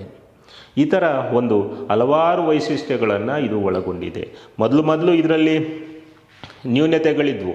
ಅವನ್ನು ಸರಿಪಡಿಸೋದಕ್ಕೆ 2008ರಿಂದ ಸೋಷಿಯಲ್ ಆಡಿಟ್ ಅಂತ ತೆಗೆದುಕೊಬಂದರು. ಸಾಮಾಜಿಕ ಪರಿಶೋಧನೆ, ಸೋಷಿಯಲ್ ಆಡಿಟ್ ಅಂತ ಹೇಳಿ ತೆಗೆದುಕೊಬಂದರು. ಒಂದು ಗುಡ್ ಕಾನ್ಸೆಪ್ಟನ್ನು ತಂದರು. ಅಂದರೆ ಯಾರು ಇಲ್ಲಿ ಕೆಲಸ ಮಾಡಿರ್ತಾರೋ ಅವರ ವರ್ಕ್ಗಳನ್ನು ಇನ್ಸ್ಪೆಕ್ಷನ್ ಮಾಡ್ಬೋದು. ಸೊ ಅಂತ ಸೋಷಿಯಲ್ ಆಡಿಟ್ ಮುಂದೆ ಬರುತ್ತೆ, ಅಲ್ಲಿ ಹೇಳ್ತೀನಿ. ಸೋಷಿಯಲ್ ಆಡಿಟನ್ನು ತೆಗೆದುಕೊಂಬಂದರು. ಅದೇ ಥರ EFMS ಅನ್ನು ತೆಗೆದುಕೊಂಬಂದರು. EFMS financial management system, EFMS ಅನ್ನು ತೆಗೆದುಕೊಬಂದರು. ಅಂದರೆ ಮೊದಲು ಹಣವನ್ನು ಕೂಲಿ ಮಾಡಿರ್ತಾರೆ ಅವ್ರಿಗೆ ಮ್ಯಾನ್ಯುಯಲ್ ಆಗಿ ಕೊಡ್ತಾ ಇದ್ದರು. ಸೊ ಈಗ ಅವ್ರಿಗೆ DBT ಡೈರೆಕ್ಟ್ ಬ್ಯಾಂಕ್ ಟ್ರಾನ್ಸ್ಫರ್ ಅವರ ಅಕೌಂಟ್ಗೆ ನೇರ ನಗದು ವರ್ಗಾವಣೆ ಮೂಲಕ ಮಾಡಬೇಕು ಅಂತ EFMS ಅನ್ನು ತಂದರು. GPS ಅನ್ನು ತಂದರು. ಒಂದು ನರೇಗಾ ಸಾಫ್ಟ್ ಅಂತ ಹೇಳಿ ಸಾಫ್ಟ್ವೇರನ್ನು ಕೂಡ ಇಂಪ್ಲಿಮೆಂಟ್ ಮಾಡಿಕೊಂಡು ಸೊ ಇದನ್ನು 2006ಇಂದ ಇದನ್ನು ಇಂಪ್ಲಿಮೆಂಟ್ ಮಾಡ್ತಾ ಇದ್ದಾರೆ MGNREGA. ಆ್ಯಂಡ್ MGNREGAನಲ್ಲಿ ಇದು ಕೂಡ 10 ಹಕ್ಕುಗಳನ್ನು ಕೊಟ್ಟಿದೆ. 10 ರೈಟ್ಸ್ ಗಿವನ್ ಟು ವರ್ಕರ್ಸ್. ಯಾರು ಡೈಲಿ ವೇಜ್ ವರ್ಕರ್ಸ್ ಕಾರ್ಮಿಕರಿರ್ತಾರೆ, MGNREGAನಲ್ಲಿ ಯಾರು ಕೆಲಸ ಮಾಡ್ತಾರೆ, ಅವ್ರಿಗೆ ಸುಮಾರು 10 ಹಕ್ಕುಗಳನ್ನು ನೀಡಿದೆ. ಈ ಹಕ್ಕುಗಳ ಉಲ್ಲಂಘನೆ ಆದರೆ MGNREGA ಆ್ಯಕ್ಟ್ ಪ್ರಕಾರ ಸುಮಾರು 1000 ರೂಪೀಸ್, 1000 ರೂಪಾಯಿಗಳ ದಂಡವನ್ನು ಕೂಡ ಹಾಕ್ಬೋದಾಗುತ್ತೆ. ಹಾಗಾಗಿ ಈ ಹಕ್ಕುಗಳನ್ನು ಕೊಟ್ಟಿರೋದಕ್ಕೆ ಇದು ಒಂದು ವಿಶಿಷ್ಟ ಕಾರ್ಯಕ್ರಮ ಆಗಿದೆ. MGNREGAನಲ್ಲಿ ಯಾವ ರೈಟ್ಸನ್ನು ಕೊಟ್ಟಿದ್ದಾರೆ, ಯಾರಿಗೆ ಕೊಟ್ಟಿದ್ದಾರೆ? ಏನು ದಿನಗೂಲಿ ಕಾರ್ಮಿಕರಿರ್ತಾರೆ, ವೇಜ್ ವರ್ಕರ್ಸ್ ಇರ್ತಾರೆ, ಅವ್ರಿಗೆ 10 ರೈಟ್ಸನ್ನು ಕೊಟ್ಟಿದ್ದಾರೆ. ಆ 10 ರೈಟ್ಸ್ ಯಾವ್ಯಾವುದು ಅಂತ ಅಂದರೆ, ಹಾಗಾಗಿ ಇದೊಂದು ಪ್ರೋಗ್ರಾಮ್ ಅಲ್ಲ, ಇದು ಕಾಯ್ದೆ. ಈ ಕಾಯ್ದೆ ಏನಾದರೂ ಈ ಹಕ್ಕುಗಳ ಉಲ್ಲಂಘನೆ ಆದರೆ ಆ ವರ್ಕರ್ಗೆ, ಅವನಿಗೆ ಏನಿರ್ತಾನೆ ಡೈಲಿ ವೇಜ್ ವರ್ಕರ್, ದಿನಗೂಲಿ ಕಾರ್ಮಿಕ ಅಂತ ಏನು ಕರಿತೀವಿ, ಅವನು ಕೋರ್ಟನ್ನು ಹೋಗಿ ಅಪ್ರೋಚ್ ಮಾಡ್ಬೋದಾಗಿರುತ್ತೆ ಇವನ್ನ ಎನ್ಫೋರ್ಸ್ ಮಾಡೋದಕ್ಕೆ. ಆ 10 ಹಕ್ಕುಗಳು ಯಾವ್ಯಾವುದು ಅಂತಂದರೆ, ಒಂದು right to get job card, right to get job card or right to get employment card. ಇದು ಒಂದು ಹಕ್ಕು. ಉದ್ಯೋಗ ಖಾತ್ರಿನಲ್ಲಿ ಅವರಿಗೆ ಇದೊಂದು ಹಕ್ಕನ್ನು ಕೊಟ್ಟಿದ್ದಾರೆ. ಅದೇ ಥರ right to demand work, right to demand for work. So ಕೆಲಸದ ಹಕ್ಕು, ಕೆಲಸಕ್ಕೆ ಬೇಡಿಕೆ ಹಕ್ಕು. ಅವರು ಕೆಲಸಕ್ಕೆ ಬೇಡಿಕೆಯನ್ನು ಇಡ್ಬೋದು. Demand for work. ಅದೇ ಥರ right to get work, right to get work within 15 days. So 15 ದಿವಸದೊಳಗಡೆ ಉದ್ಯೋಗ ಪಡೆಯುವ ಹಕ್ಕು. ಸೊ ಉದ್ಯೋಗಕ್ಕೆ ಬೇಡಿಕೆನ ಇಡ್ಬೋದು, 15 ದಿವಸದೊಳಗಡೆ ಉದ್ಯೋಗವನ್ನು ಪಡ್ಕೋಬೇಕು. ಅದು ಒಂದು ಹಕ್ಕು ಅವ್ರಿಗೆ ಆಗಿರುತ್ತೆ. ಕೊಡಲಿಲ್ಲ ಅಂತಂದರೆ right to get unemployment allowance, right to get unemployment alliance.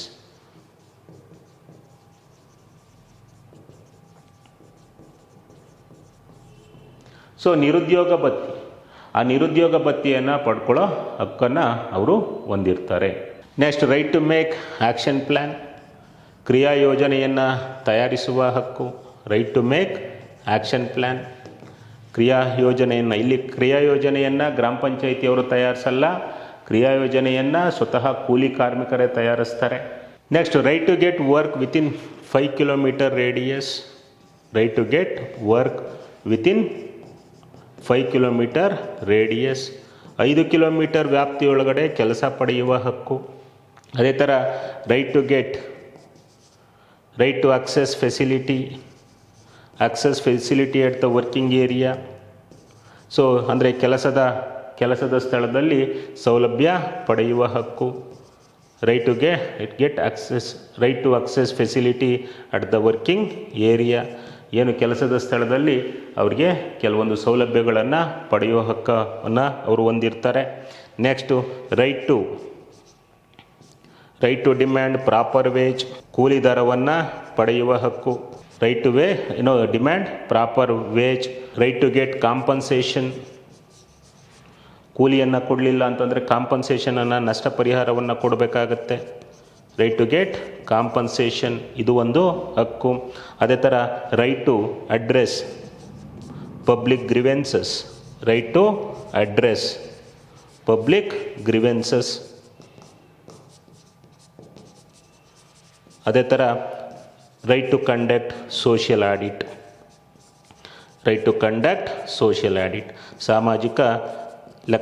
ಸಾಮಾಜಿಕ ಪರಿಶೋಧನೆಯನ್ನು ಮಾಡುವ ಹಕ್ಕು.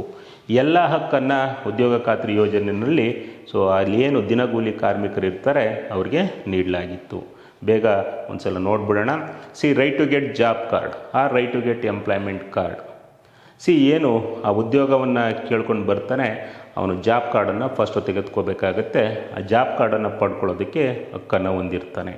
ಅವನು ಜಾಬ್ ಕಾರ್ಡ್ಗೆ ಅರ್ಜಿ ಸಲ್ಲಿಸಿದ ವಿತಿನ್ 15 ಡೇಸ್ ಪಂಚಾಯಿತಿಯವರು ಅವರಿಗೆ ಒಂದು ಜಾಬ್ ಕಾರ್ಡನ್ನು ಇಶ್ಯೂ ಮಾಡಬೇಕಾಗತ್ತೆ. ಅದೊಂದು ಡಾಕ್ಯುಮೆಂಟ್ ಆಗಿರುತ್ತೆ, ಅದನ್ನು ಕೊಡಲೇಬೇಕು. 15 ಡೇಸ್ ಒಳಗಡೆ ಕೊಡಲಿಲ್ಲ ಅಂದರೆ ಅವನು ಅಪ್ರೋಚನ್ನು ಮಾಡ್ಬೋದು. ಕಾನೂನು ಕ್ರಮವನ್ನು ಆ ಪಂಚಾಯಿತಿಗಳ ಮೇಲೆ ಅವನು ತೆಗೆದುಕೋಬೋದಾಗುತ್ತೆ.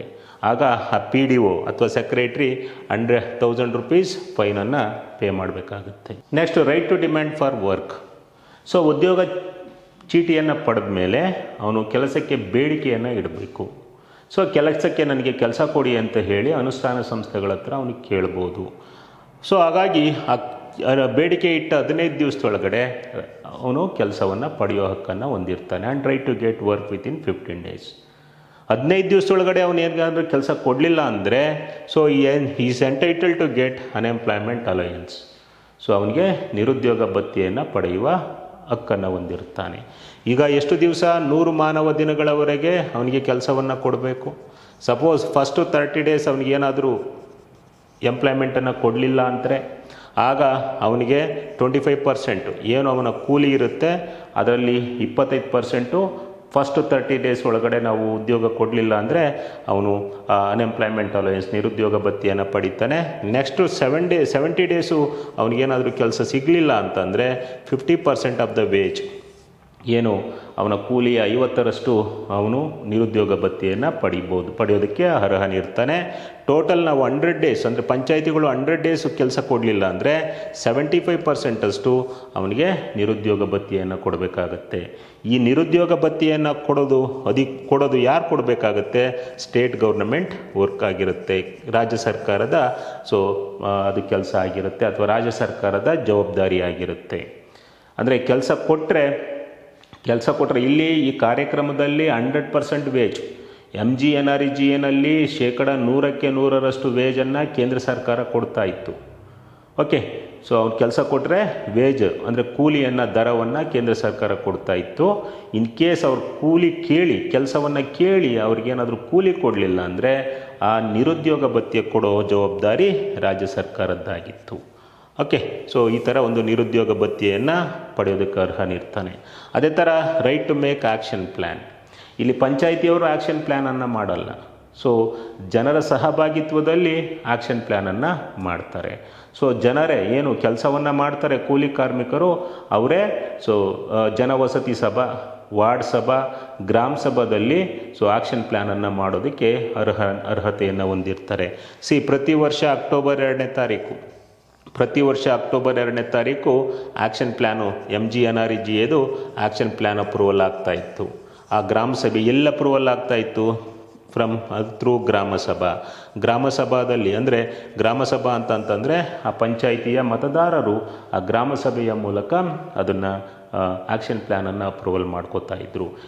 ಇಲ್ಲಿ ಪಂಚಾಯತಿನಲ್ಲಿ ಅಪ್ರೂವಲ್ ಆದ ಗ್ರಾಮ ಸಭಾ ಆ್ಯಕ್ಷನ್ ಪ್ಲ್ಯಾನನ್ನು MGNREGA ಆ್ಯಕ್ಷನ್ ಪ್ಲ್ಯಾನನ್ನು ಯಾವುದೇ ಕಾರಣಕ್ಕೂ ಕೇಂದ್ರ ಸರ್ಕಾರ ಆಗಲಿ ರಾಜ್ಯ ಸರ್ಕಾರ ಆಗಲಿ ಜಿಲ್ಲಾ ಪಂಚಾಯತ್ ತಾಲೂಕ್ ಪಂಚಾಯತ್ ನಿರಾಕರಿಸೋದಕ್ಕೆ ಬರೋದಿಲ್ಲ. ಯಾಕೆಂದರೆ ಇಲ್ಲಿ ಜನಗಳೇ ನೇರವಾಗಿ ಆ್ಯಕ್ಷನ್ ಪ್ಲ್ಯಾನನ್ನು ಮಾಡಿರ್ತಾರೆ. ಇದು ಒಂದು ರೀತಿ good example for direct democracy. ಅದೇ ಥರ right to get work within 5 kilometre radius. ಅವನು ಏನಿರ್ತಾನೆ ಅವನ ಕೆಲಸ, ಅವನ ಮನೆ ಇರುತ್ತೆ, ಅವನ ವ್ಯಾಪ್ತಿ ಒಳಗಡೆ 5 ಕಿಲೋಮೀಟರ್ ವ್ಯಾಪ್ತಿ ಒಳಗಡೆ ಅವನಿಗೆ ಕೆಲಸ ಕೊಡಬೇಕಿತ್ತು. ಸಪೋಸ್ ಬೇರೆ ಕಡೆ 5 ಕಿಲೋಮೀಟರ್ ವ್ಯಾಪ್ತಿಗಿಂತ ದೂರ ಬೇರೆ ಕಡೆ ಅವನಿಗೆ ಕೆಲಸವನ್ನು ಕೊಟ್ಟ ಸಂದರ್ಭದಲ್ಲಿ ಏನು ಕೂಲಿ ಇರುತ್ತೆ ಅದರ 10% ಅವನಿಗೆ ಪ್ರಯಾಣ ಭತ್ಯೆ ಟ್ರಾವೆಲಿಂಗ್ ಅಲವೆನ್ಸನ್ನು ಕೊಡಬೇಕಾಗಿ ಬರುತ್ತೆ. ಹಾಗಾಗಿ 5 ಕಿಲೋಮೀಟರ್ ವ್ಯಾಪ್ತಿ ಒಳಗಡೆ ಅವನು ಉದ್ಯೋಗ ಪಡ್ಕೊಳ್ಳೋದಕ್ಕೆ ಅರ್ಹನಿರ್ತಾನೆ. ಅದೇ ಥರ right to access facility at the working area. So ಅವನೇನು ಕೆಲಸ ಮಾಡ್ತಾನೆ ಆ ಕೆಲಸದ ಸ್ಥಳದಲ್ಲಿ ಕೆಲವೊಂದು ಸೌಲಭ್ಯಗಳನ್ನು ಪಡೆಯೋ ಹಕ್ಕನ್ನು ಹೊಂದಿರ್ತಾನೆ. ಫಾರ್ ಎಕ್ಸಾಂಪಲ್ ಕುಡಿಯೋ ನೀರು ಇರ್ಬೋದು, ಶೌಚಾಲಯ ಇರ್ಬೋದು, ಫಸ್ಟ್ ಏಡ್ ಬಾಕ್ಸ್ ಇರ್ಬೋದು, ಇತ್ಯಾದಿಗಳನ್ನು ಅವನು ಪಡೆಯೋದಕ್ಕೆ ಅರ್ಹನಿರ್ತಾನೆ. ನೆರಳಿನ ವ್ಯವಸ್ಥೆ ಇರ್ಬೋದು. ಸೊ ಆ ವರ್ಕಿಂಗ್ ಏರಿಯಾಗೆ ಏನಾದ್ರೂ 5 ವರ್ಷಕ್ಕಿಂತ ಕಡಿಮೆಯ 6 ಮಕ್ಕಳು ಬಂದರೆ ಆ ಮಕ್ಕಳನ್ನು ನೋಡ್ಕೊಳ್ಳೋದಕ್ಕೆ ಒಬ್ಬ ಮಹಿಳೆಯನ್ನು ನೇಮಿಸಬೇಕಾಗತ್ತೆ. ಅದಕ್ಕೋಸ್ಕರನೇ ಗ್ರಾಮ ಪಂಚಾಯಿತಿ ವ್ಯಾಪ್ತಿನಲ್ಲಿ ಈಗ ಕೂಸಿನ ಮನೆ ಅಂತ ಹೇಳಿ ಮಾಡಿದ್ದಾರೆ. ಆ ಕೂಸಿನ ಮನೆ ಇರೋದು ಈ ಥರ ಉದ್ಯೋಗ ಖಾತ್ರಿನಲ್ಲಿ ಯಾರು ಕೆಲಸ ಮಾಡ್ತಾರೆ ಅವ್ರ ಮಕ್ಕಳನ್ನು ನೋಡ್ಕೊಳ್ಳೋದಕ್ಕೆ ಅದನ್ನು ಅವರಲ್ಲಿ ಬಿಟ್ಟು ಹೋಗ್ತಾರೆ. ಒಬ್ಬ ಮಹಿಳೆಯನ್ನು ಅಲ್ಲಿ ನೇಮಿಸ್ತಾರೆ. ಆ ಮಹಿಳೆಗೆ 1 ದಿನದ ಕೂಲಿಯನ್ನು ಕೊಡಬೇಕಾಗತ್ತೆ ಪಂಚಾಯಿತಿಯವರು. ಆಮೇಲೆ ಅವರು ಏನಾದರೂ ಆ ವರ್ಕಿಂಗ್ ಏರಿಯಾದಲ್ಲಿ ಅವನಿಗೇನಾದ್ರೂ ಅಪಘಾತ ಆದರೆ, ಗಾಯಗೊಂಡ್ರೆ, ಮರಣ ಹೊಂದಿದ್ರೆ ಅವನಿಗೆ ನಷ್ಟ ಪರಿಹಾರವನ್ನು ಕೂಡ ಕೊಡಬೇಕಾಗತ್ತೆ. ಆಸ್ಪತ್ರೆ ಸೇರಿದ್ರೆ ಆಸ್ಪತ್ರೆ ಅಲ್ಲಿ ಇರೋವಷ್ಟು ದಿವಸನೂ ಕೂಡ ಅವನಿಗೆ ಫೆಸಿಲಿಟಿಯನ್ನು ಕೊಡಬೇಕಾಗತ್ತೆ. ಅಮ್ ಆದ್ಮಿ ಭೀಮಾ ಯೋಜನೆಗೆ ಒಳಪಡ್ತಾರೆ. ಅಮ್ ಆದ್ಮಿ ಭೀಮಾ ಯೋಜನೆ MGNREGA 2 ಕನ್ವರ್ಜೆನ್ಸ್ ಮಾಡಿದ್ದಾರೆ. ಅಮ್ ಆದ್ಮಿ ಭೀಮಾ ಯೋಜನೆಯಲ್ಲಿ ಏನೆಲ್ಲ ಫೆಸಿಲಿಟಿ ಸಿಗುತ್ತೆ ಆ ಫೆಸಿಲಿಟಿ ಇಲ್ಲೂ ಅವನಿಗೆ ಸಿಗುತ್ತೆ, ಅರ್ಹನಾಗಿರ್ತಾನೆ. Next, right to demand for proper wage rate. ಇಲ್ಲಿ ಕೂಲಿಯನ್ನು ಎಷ್ಟೊಂದು ಅಷ್ಟೇ ಕೊಡಲಿಕ್ಕೆ ಬರಲ್ಲ. ಏನು ಮಿನಿಮಮ್ ವೇಜಸ್ ಆ್ಯಕ್ಟ್, ಕನಿಷ್ಠ ವೇತನ ಕಾಯ್ದೆ, ಮಿನಿಮಮ್ ವೇಜಸ್ ಆ್ಯಕ್ಟ್, ಕನಿಷ್ಠ ವೇತನ ಕಾಯ್ದೆ 1948.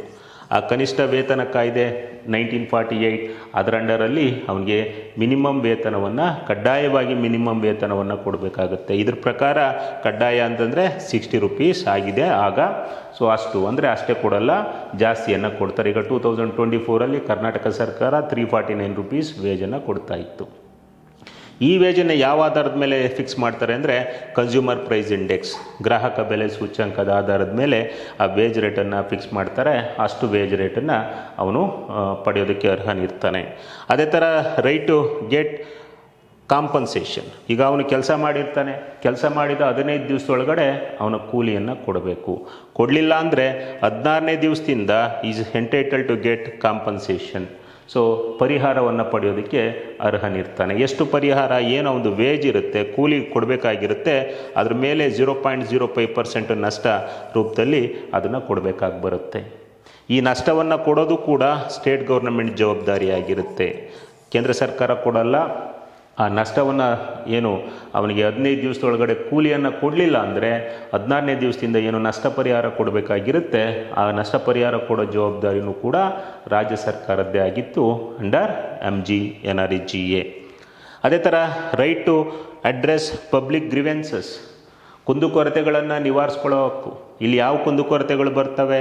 ಉದ್ಯೋಗ ಖಾತ್ರಿ ಕಾರ್ಡ್ಗೆ ಅಪ್ಲೈ ಮಾಡ್ತಾನೆ, 15 ಡೇಸ್ ಒಳಗಡೆ ಅವನಿಗೆ ಜಾಬ್ ಕಾರ್ಡನ್ನು ಕೊಡಲ್ಲ.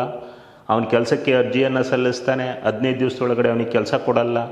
ಅಥವಾ ಅವನಿಗೆ ಅನ್ಎಂಪ್ಲಾಯ್ಮೆಂಟ್ ಅಲವೆನ್ಸನ್ನು ಕೊಡಲ್ಲ. ಅಥವಾ 5 ಕಿಲೋಮೀಟ್ರ್ ಒಳಗಡೆ ದೂರದಿಂದ ಹೋದಾಗ ಅವನಿಗೆ ಟ್ರಾವೆಲಿಂಗ್ ಅಲವೆನ್ಸನ್ನು ಕೊಡಲ್ಲ. ವರ್ಕಿಂಗ್ ಪ್ಲೇಸಲ್ಲಿ ಅವನಿಗೆ ಫೆಸಿಲಿಟಿ ಇರಲ್ಲ. ಈ ಥರ ಕುಂದುಕೊರತೆಗಳನ್ನು ನಿವಾರಿಸಲಿಕ್ಕೆ 2008-9 ಪಬ್ಲಿಕ್ ಗ್ರಿವೆನ್ಸಸ್ ರೀಡ್ರೆಸಲ್ ಅಥಾರಿಟಿ, ಸಾರ್ವಜನಿಕ ಕುಂದುಕೊರತೆ ಪ್ರಾಧಿಕಾರ ಅಥವಾ ಅದನ್ನು ಸಿಂಪಲ್ಲಾಗಿ ಪಂಚಾಯತ್ ರಾಜ್ ಓಂಬುಡ್ಸ್ಮನ್ ಅಂತ ಕರೀತಾರೆ, ಅವರನ್ನು ನೇಮಕ ಮಾಡಲಾಗಿದೆ. ಅವ್ರ ಹತ್ರ ಅವರು ಪ್ರಶ್ನೆ ಮಾಡ್ಬೋದು. ಆಗ ಅವರು ಅದನ್ನು ತನಿಖೆ ಮಾಡಿ ವರದಿಯನ್ನು ನೀಡ್ತಾರೆ. Next very important, right to conduct social audit. So ಸಾಮಾಜಿಕ ಪರಿಶೋಧನೆ, ಸೋಷಿಯಲ್ ಆಡಿಟ್ ಅನ್ನೋದು ಒಂದು ಹೊಸ ಕಾನ್ಸೆಪ್ಟು ಪಂಚಾಯಿತಿಗಳಲ್ಲಿ ಇಂಪ್ಲಿಮೆಂಟ್ ಮಾಡಿದ್ದಾರೆ. 2008ರಿಂದ ಇದನ್ನು ಇಂಪ್ಲಿಮೆಂಟ್ ಮಾಡಿದ್ದಾರೆ. ಲಾಸ್ಟು ಕಳೆದ PDO ಎಕ್ಸಾಮಲ್ಲಿ ಸೋಷಿಯಲ್ ಆಡಿಟನ್ನು ಕೇಳ್ತಾರೆ. ಸೋಷಿಯಲ್ ಆಡಿಟು ಓನ್ಲಿ ಗ್ರಾಮ ಪಂಚಾಯತಿಲಿ ಮಾತ್ರ, ತಾಲೂಕು ಪಂಚಾಯತ್ ಜಿಲ್ಲಾ ಪಂಚಾಯತಿನಲ್ಲಿ ಅದು ನಡೆಯೋದಿಲ್ಲ. ಸೋಷಿಯಲ್ ಆಡಿಟ್ ಅಂತಂದರೆ ಏನು ಗ್ರಾಮ ಪಂಚಾಯತಿಯ ಜನ ಏನು ತಾವು ಕೆಲಸ ಮಾಡಿರ್ತಾರೆ ಉದ್ಯೋಗ ಖಾತ್ರಿನಲ್ಲಿ, ಅವರ ಕೆಲಸವನ್ನು ಅವರೇ ಆಡಿಟನ್ನು ಮಾಡುವಂಥದ್ದು. ಈ ಕಡೆ ಲೆಕ್ಕಪತ್ರಗಳನ್ನು ಆಡಿಟ್ ಮಾಡ್ತಾರೆ, ಆ ಕಡೆ ಸೈಟ್ ವಿಸಿಟ್ ಮಾಡ್ತಾರೆ. ಅಂದರೆ ಎಷ್ಟು ಚೆಕ್ ಡ್ಯಾಮ್ ನಿರ್ಮಾಣ ಆಗಿದ್ದಾವೆ, ಎಷ್ಟು ಕೃಷಿ ಹೊಂಡಗಳ ನಿರ್ಮಾಣ ಆಗಿದ್ದಾವೆ, cow shed, sheep shed, so ಈ ಥರ ಏನೆಲ್ಲ ಉದ್ಯೋಗ ಖಾತ್ರಿನಲ್ಲಿ ನಿರ್ಮಾಣ ಆಗಿರ್ತವೆ ಆ ಆಡಿಟನ್ನು ಗ್ರಾಮ ಪಂಚಾಯಿತಿಯ ಅಥವಾ ಗ್ರಾಮ ಸಭೆಯ ಸದಸ್ಯರು ಆಡಿಟನ್ನು ಮಾಡೋದು ಸೋಷಿಯಲ್ ಆಡಿಟ್ ಅಂತ ಕರೀತಾರೆ. ಇದು ಒಂದು ಹೊಸ concept, confine to only to Gram Panchayat. ಅಂದರೆ ಸೋಷಿಯಲ್ ಆಡಿಟನ್ನು ಮಾಡೋ ಹಕ್ಕನ್ನು ಕೂಡ ಅವನು ಹೊಂದಿರುತ್ತಾನೆ. ಸೊ ಇವೆಲ್ಲ ರೈಟ್ಸನ್ನು 10 ರೈಟ್ಸನ್ನು ಕೊಟ್ಟಿದೆ MGNREGA. ಓಕೆ, ಇನ್ನು ಯಾವ ರೀತಿ ಇಂಪ್ಲಿಮೆಂಟ್ ಆಗ್ತಿತ್ತು ಈ ಕಾಯ್ದೆ ಅಂತಂದರೆ ನೋಡಿ, ಕೇಂದ್ರ ಸರ್ಕಾರ, ಸೆಂಟ್ರಲ್ ಗೌರ್ನಮೆಂಟ್, ಕೇಂದ್ರ ಸರ್ಕಾರ 100% ವೇಜನ್ನು ಕೊಡ್ತಾ ಇತ್ತು. 100ಕ್ಕೆ 100ರಷ್ಟು ವೇಜನ್ನು ಕೇಂದ್ರ ಸರ್ಕಾರ ಕೊಡ್ತಾ ಇತ್ತು. ಕೂಲಿ ದರ ಅಂತ ಏನಿತ್ತು, ಉದ್ಯೋಗ ಖಾತ್ರಿನಲ್ಲಿ ಕೂಲಿ ದರ ಏನು ಕನ್ಸ್ಯೂಮರ್ ಪ್ರೈಸ್ ಇಂಡೆಕ್ಸ್ ಮೇಲೆ ಒಂದು ನಿಗದಿ ಮಾಡಿ ಪ್ರತಿ ವರ್ಷ ಏಪ್ರಿಲ್ ತಿಂಗಳಲ್ಲಿ ಕೂಲಿ ದರನ ಕೇಂದ್ರ ಸರ್ಕಾರ ಪ್ರಕಟಿಸ್ತಿತ್ತು. ಆ ಕೂಲಿ ದರವನ್ನು ಕೇಂದ್ರ ಸರ್ಕಾರನೇ ಕೊಡ್ತಾ ಇತ್ತು. ಆದರೆ ಈಗ VBG ರಾಮ್ಜಿನಲ್ಲಿ 60-40 ಮಾಡಿದ್ದಾರೆ. ಅಂದರೆ ಕೇಂದ್ರ ಸರ್ಕಾರ 60%, ರಾಜ್ಯ ಸರ್ಕಾರ 40%. ಅಂದರೆ ಇಲ್ಲಿ ರಾಜ್ಯಗಳಿಗೆ ಹೊರೆ ಎಷ್ಟಾಯಿತು? ಸೊ 40% ರಾಜ್ಯಗಳಿಗೆ ಹೊರೆ ಆಯಿತು. ಅಧಿಕೃತವಾಗಿ ಅದನ್ನು ರಾಜ್ಯ ಸರ್ಕಾರಗಳು ವಿರೋಧಿಸ್ತಾ ಇದ್ದಾವೆ. ಅಂದರೆ ಈಗ ಕೂಲಿ ದರದ 40% ನಮ್ಮ ಮೇಲೆ ಹೊರೆಯನ್ನು ಬಿತ್ತು, ಬೊಕ್ಕಸಕ್ಕೆ ತೊಂದರೆ ಆಗುತ್ತೆ ಅಂತ ರಾಜ್ಯ ಸರ್ಕಾರಗಳು ಅದನ್ನು ವಿರೋಧಿಸ್ತಾ ಇದ್ದಾವೆ. ಇನ್ನು ಮೆಟೀರಿಯಲ್ ಕಾಸ್ಟ್, ಸೊ ಸಾಮಗ್ರಿ ವೆಚ್ಚದಲ್ಲಿ ಸೆಂಟ್ರಲ್ ಮತ್ತು ಸ್ಟೇಟ್ ಗೌರ್ನಮೆಂಟ್, ಓಕೆ, MGNREGAನಲ್ಲಿ ಸೆಂಟ್ರಲ್ ಮತ್ತು ಸ್ಟೇಟ್ ಗೌರ್ನಮೆಂಟ್ ಹಂಚ್ಕೋತಾ ಇದ್ವು. 75% ಸೆಂಟ್ರಲ್ ಗೌರ್ನಮೆಂಟ್, 25% ಸ್ಟೇಟ್ ಗೌರ್ನಮೆಂಟ್ ಹಂಚ್ಕೊಳ್ತಾ ಇದ್ವು. ಆದರೆ ಈಗ VBG ರಾಮ್ಜಿ ಇದರಲ್ಲಿ ಅಲ್ಲೂ ಕೂಡ 60-40 ಮಾಡಿದ್ದಾರೆ. ಮೆಟೀರಿಯಲ್ ಕಾಸ್ಟಲ್ಲಿ central government share 60, state government share 40. ಅಂದರೆ ಇಲ್ಲಿ ಅಡಿಷನಲ್ ಆಗಿ 15% ಹೆಚ್ಚುವರಿ ಹೊರೆಯನ್ನು ಬಿತ್ತು ಅಂತ ಹೇಳಿ ರಾಜ್ಯ ಸರ್ಕಾರಗಳ ವಾದ. ಓಕೆ, ಇನ್ನು ಅಡ್ಮಿನಿಸ್ಟ್ರೇಷನ್ ಕಾಸ್ಟ್, ಆಡಳಿತಾತ್ಮಕ ವೆಚ್ಚ ಕೇಂದ್ರ ಸರ್ಕಾರನೇ ಕೊಡ್ತಾ ಇತ್ತು. MGNREGAನಲ್ಲಿ, VBG ರಾಮ್ಜಿನಲ್ಲಿ 60-40 ಮಾಡಿದ್ದಾರೆ. ಅಂದರೆ 60-40. ಅಂದರೆ ಪ್ರತಿಯೊಂದು ಪ್ರೋಗ್ರಾಮಲ್ಲೂ 6% ಆಡಳಿತಾತ್ಮಕ ವೆಚ್ಚ ಇರುತ್ತೆ. ಅದರಲ್ಲಿ 60% ಕೇಂದ್ರದ್ದು, 40% ರಾಜ್ಯದ್ದು. ಹಾಗಾಗಿ ಮತ್ತೆ ರಾಜ್ಯ ಸರ್ಕಾರದ ಮೇಲೆ ಅಡಿಷನಲ್ಲಿ 40% ಹೊರೆ ಬಿತ್ತು. ಆಮೇಲೆ ಮೊದಲು ಇದು ಡಿಮ್ಯಾಂಡ್ ಡ್ರೈವನ್ ಆಗಿತ್ತು, ಅಂದರೆ ಬೇಡಿಕೆ ಆಧಾರಿತ ಆಗಿತ್ತು.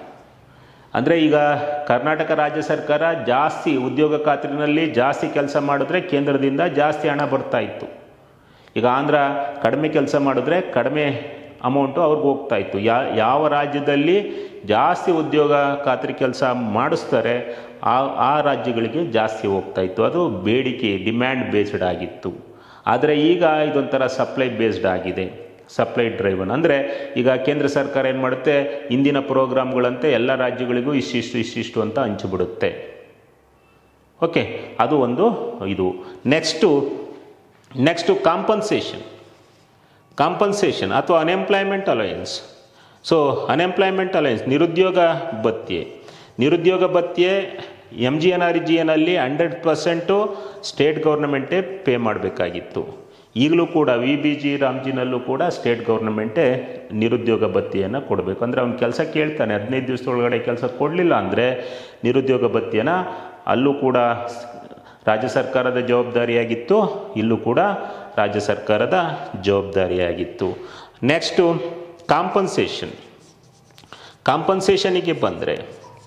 ಕಾಂಪನ್ಸೇಷನಿಗೆ ಬಂದರೆ ಆಗಲೂ ಕೂಡ 100% ಸ್ಟೇಟ್ ಗೌರ್ನಮೆಂಟ್ದೇ, ಪರಿಹಾರನ ಕೊಡೋ ಜವಾಬ್ದಾರಿಯಾಗಿತ್ತು. ಅಂದರೆ ಏನು ಕೆಲಸ ಮಾಡಿರ್ತಾನೆ, ಕೆಲಸ ಮಾಡಿದ 15 ದಿವಸದೊಳಗಡೆ ಅವನಿಗೆ ವೇಜು ಕೂಲಿಯನ್ನು ಕೊಡಬೇಕು. ಕೊಡಲಿಲ್ಲ ಅಂದರೆ 16ನೇ ದಿವಸದಿಂದ ಅವನಿಗೆ ಏನು ಅವನ ವೇಜ್ ಏನಿರುತ್ತೆ ಅದಕ್ಕೆ 0.05% ಅಷ್ಟು ನಷ್ಟ ಪರಿಹಾರವನ್ನು ಹಾಕಿ ಕೊಡಬೇಕಿತ್ತು. ಈ ನಷ್ಟ ಪರಿಹಾರವನ್ನು ಸ್ಟೇಟ್ ಗೌರ್ನಮೆಂಟ್ ಕೊಡಬೇಕಿತ್ತು. ಈಗಲೂ ಕೂಡ ಸ್ಟೇಟ್ ಗೌರ್ನಮೆಂಟೇ, ಅಂದರೆ VBG ರಾಮ್ಜಿ ಬಿಲ್ಲಲ್ಲೂ ಕೂಡ ಸ್ಟೇಟ್ ಗೌರ್ನಮೆಂಟೇ ಆ ಕಾಂಪನ್ಸೇಷನನ್ನು ಕೊಡಬೇಕಾಗಿದೆ. ಸೊ ಈ ಥರ ಒಂದು ಫೀಚರ್ಸನ್ನು ಇಟ್ಕೊಂಡು MGNREGAನ ತೆಗೆದುಕೊಂಡ್ಬಂದರು. ಇನ್ನು ಅನುಷ್ಠಾನ ಸಂಸ್ಥೆಗಳು, ಇಂಪ್ಲಿಮೆಂಟಿಂಗ್ ಏಜೆನ್ಸೀಸ್ ಯಾವ್ಯಾವ್ದಿತ್ತು? ಅವನ್ನ ಪ್ರೋಗ್ರಾಮ್ ಇಂಪ್ಲಿಮೆಂಟಿಂಗ್ ಏಜೆನ್ಸೀಸ್, PIAS ಅಂತ ಕರಿತಾ ಇದ್ರು. ಪ್ರೋಗ್ರಾಮ್ ಇಂಪ್ಲಿಮೆಂಟಿಂಗ್ ಏಜೆನ್ಸೀಸ್, ಯೋಜನಾ ಅನುಷ್ಠಾನ ಸಂಸ್ಥೆಗಳು. ಯಾವ್ಯಾವುದು ಯೋಜನಾ ಅನುಷ್ಠಾನ ಸಂಸ್ಥೆಗಳು? ಗ್ರಾಮ ಪಂಚಾಯಿತಿ 50% ಅನುಷ್ಠಾನವನ್ನು ಮಾಡಬೇಕಾಗಿತ್ತು. ಗ್ರಾಮ ಪಂಚಾಯಿತಿನಲ್ಲಿ PDO ಅಥವಾ ಸೆಕ್ರೆಟರಿ ಅನುಷ್ಠಾನ ಮಾಡಬೇಕಿತ್ತು. ಆಮೇಲೆ ತಾಲೂಕ್ ಪಂಚಾಯಿತಿನಲ್ಲಿ EO ಅವ್ರನ್ನ ಈ ಕಾರ್ಯಕ್ರಮದ ಅಡಿ PO ಅಂತ ಕರಿತಾ ಇದ್ರು, ಪ್ರೋಗ್ರಾಮ್ ಆಫೀಸರ್ ಅಂತ ಕರಿತಾ ಇದ್ರು. ನೆಕ್ಸ್ಟು ಜಿಲ್ಲಾ ಪಂಚಾಯಿತಿಯಲ್ಲಿ CEO ಅವ್ರನ್ನ DPO ಅಂತ ಕರಿತಾ ಇದ್ರು. ಉದ್ಯೋಗ ಖಾತ್ರಿ ಯೋಜನೆಯಲ್ಲಿ ಡಿಸ್ಟ್ರಿಕ್ಟ್ ಪ್ರೋಗ್ರಾಮ್ ಆಫೀಸರ್ ಅಂತ ಹೇಳಿ. ಇಲ್ಲಿ PDO, PO, DPO ಇವು ಅನುಷ್ಠಾನ ಸಂಸ್ಥೆಗಳಾಗಿದ್ವು. ಅದೇ ಥರ ಇನ್ನು ರಾಜ್ಯ ಮಟ್ಟದಲ್ಲಿ ಸ್ಟೇಟ್ ಎಂಪ್ಲಾಯ್ಮೆಂಟ್ ಗ್ಯಾರಂಟಿ ಕೌನ್ಸಿಲ್ ಅಂತ ಒಂದು ಸಂಸ್ಥೆ ಇತ್ತು. ಅಂದರೆ ಇಲ್ಲಿ ನೋಡಿ, ಗ್ರಾಮ ಪಂಚಾಯಿತಿ, ತಾಲೂಕ್ ಪಂಚಾಯಿತಿ, ಜಿಲ್ಲಾ ಪಂಚಾಯಿತಿಯ ಮೇಲೆ ಸ್ಟೇಟ್ ಎಂಪ್ಲಾಯ್ಮೆಂಟ್ ಗ್ಯಾರಂಟಿ ಕೌನ್ಸಿಲ್. ರಾಜ್ಯ ಉದ್ಯೋಗ ಖಾತರಿ ಪರಿಷತ್ ಅಂತ ಒಂದು ಇಡೀ ರಾಜ್ಯದಲ್ಲಿ, ಈಗ ಕರ್ನಾಟಕದಲ್ಲಿ Karnataka state employment guarantee council ಅಂತ ಇತ್ತು. ಅದೇ ಥರ ಸೆಂಟ್ರಲ್ ಎಂಪ್ಲಾಯ್ಮೆಂಟ್ ಗ್ಯಾರಂಟಿ ಕೌನ್ಸಿಲ್, ಕೇಂದ್ರದಲ್ಲಿ ಕೇಂದ್ರ ಉದ್ಯೋಗ ಖಾತರಿ ಪರಿಷತ್ ಇತ್ತು. ಅಂದರೆ ಗ್ರಾಮ ಪಂಚಾಯತ್, ತಾಲೂಕ್ ಪಂಚಾಯತ್, ಜಿಲ್ಲಾ Panchayat, state employment guarantee council, central employment guarantee council ಇವು ಅನುಷ್ಠಾನ ಸಂಸ್ಥೆಗಳಾಗಿದ್ವು. ಇದರಲ್ಲಿ ಸ್ವಲ್ಪ ಬದಲಾವಣೆಯನ್ನು ಮಾಡಿದ್ದಾರೆ. ಗ್ರಾಮ ಪಂಚಾಯತಿನಲ್ಲಿ ಇಲ್ಲಿ ಗ್ರಾಮ ಪಂಚಾಯತ್, ತಾಲೂಕ್ ಪಂಚಾಯತ್, ಜಿಲ್ಲಾ ಪಂಚಾಯತ್ ಆ್ಯಸ್ ಇಟ್ ಈಸ್ ಇದ್ದಾವೆ. ಈಗ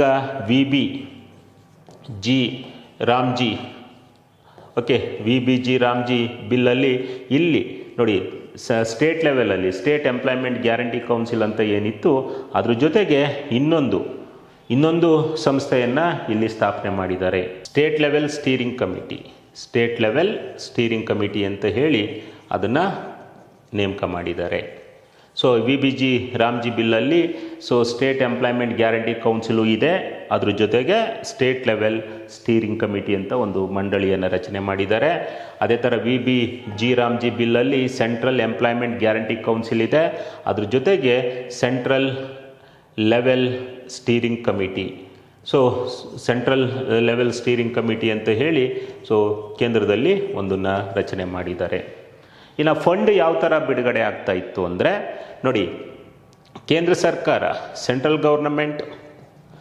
ಗೌರ್ನಮೆಂಟು ರೂರಲ್ ಅಗ್ರಿಕಲ್ಚರಲ್ ಮಿನಿಸ್ಟ್ರಿಗೆ, ಅಂದರೆ ಏನು ನಮ್ಮ RDPR ಮಿನಿಸ್ಟ್ರಿ ಅಂತ ಕರೀತಾರೆ, agricultural and rural development ministry, ಕೃಷಿ ಮತ್ತು ಗ್ರಾಮೀಣ ಅಭಿವೃದ್ಧಿ ಸಚಿವಾಲಯ ಅಂತ ಏನಿದೆ ಆ ಸಚಿವಾಲಯಕ್ಕೆ ಬಿಡುಗಡೆ ಮಾಡ್ತಾ ಇತ್ತು.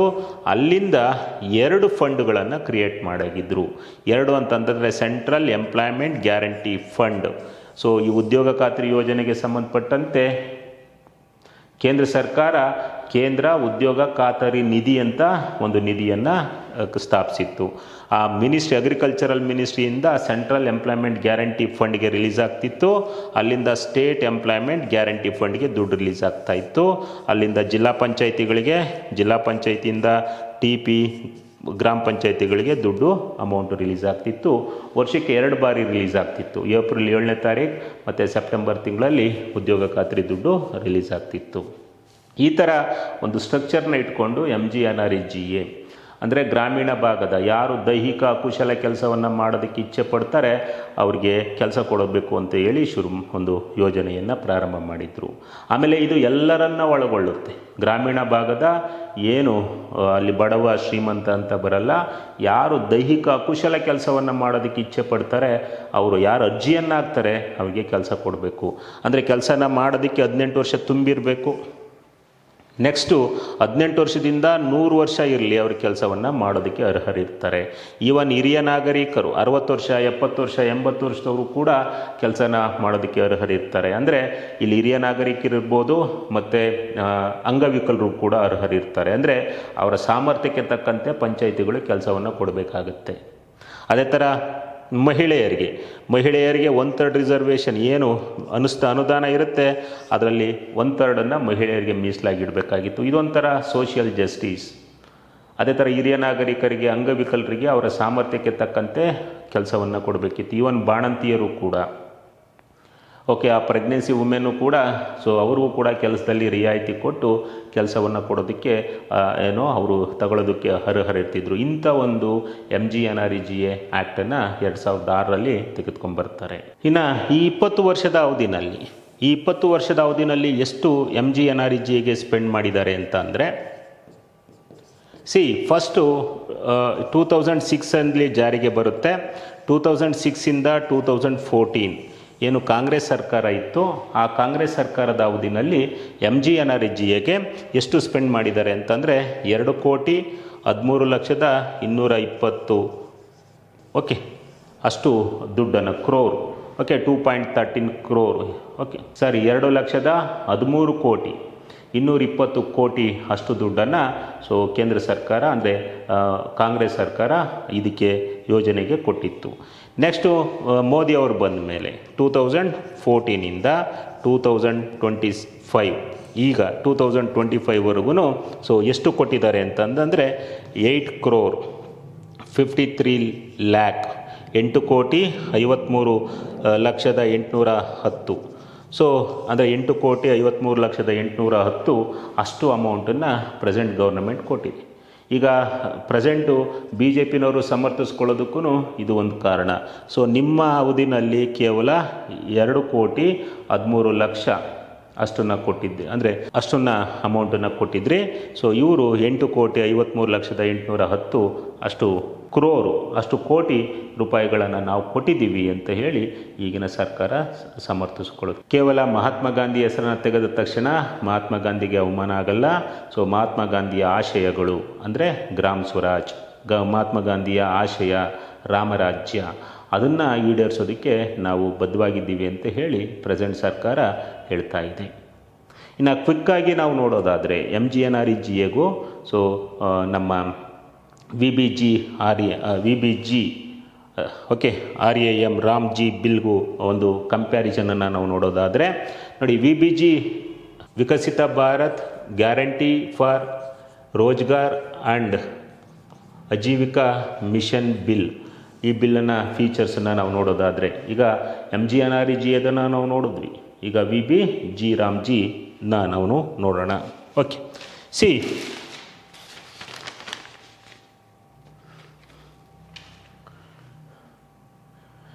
VBG ರಾಮ್ಜಿ ಬಿಲ್ ಅಥವಾ ಆ್ಯಕ್ಟ್ನ ಒಂದು ಫೀಚರ್ಸನ್ನು ನಾವು ನೋಡೋದಾದರೆ this act aim to provide 125 mandates. ಅಂದರೆ ಒಂದು ವರ್ಷಕ್ಕೆ ಪರ್ ಆ್ಯನಮ್, ಒಂದು ವರ್ಷಕ್ಕೆ ಅಥವಾ ಪರ್ ಇಯರ್, ಒಂದು ವರ್ಷಕ್ಕೆ ಏನು ಗ್ರಾಮೀಣ ಭಾಗದ ಜನರಿಗೆ 125 ಮಾನವ ದಿನಗಳ ಉದ್ಯೋಗ ಕೊಡೋ ಒಂದು ಆಶಯವನ್ನು ಅದು ಹೊಂದಿದೆ. ಉದ್ಯೋಗ ಖಾತ್ರಿ MGNREGAದು 100 days. ಕನಿಷ್ಠ 100 ದಿನಗಳ ಉದ್ಯೋಗ ಕೊಡೋದು ಅದು ಉದ್ದೇಶ ಆಗಿತ್ತು. ಇದು ಕನಿಷ್ಠ 125 ದಿನಗಳ ಉದ್ಯೋಗ ಖಾತರಿಯನ್ನು ಇದು ಒದಗಿಸುತ್ತೆ. ಕಡ್ಡಾಯವಾಗಿ ನಾವು ಕನಿಷ್ಠ 125 ದಿವಸ ಕೊಡ್ತೀವಿ, ಅಂದರೆ ಪ್ಲಸ್ 25 ದಿವಸ ಜಾಸ್ತಿ ಆಯಿತು. ಇದು ಕೇಂದ್ರ ಸರ್ಕಾರದ ವಾದ.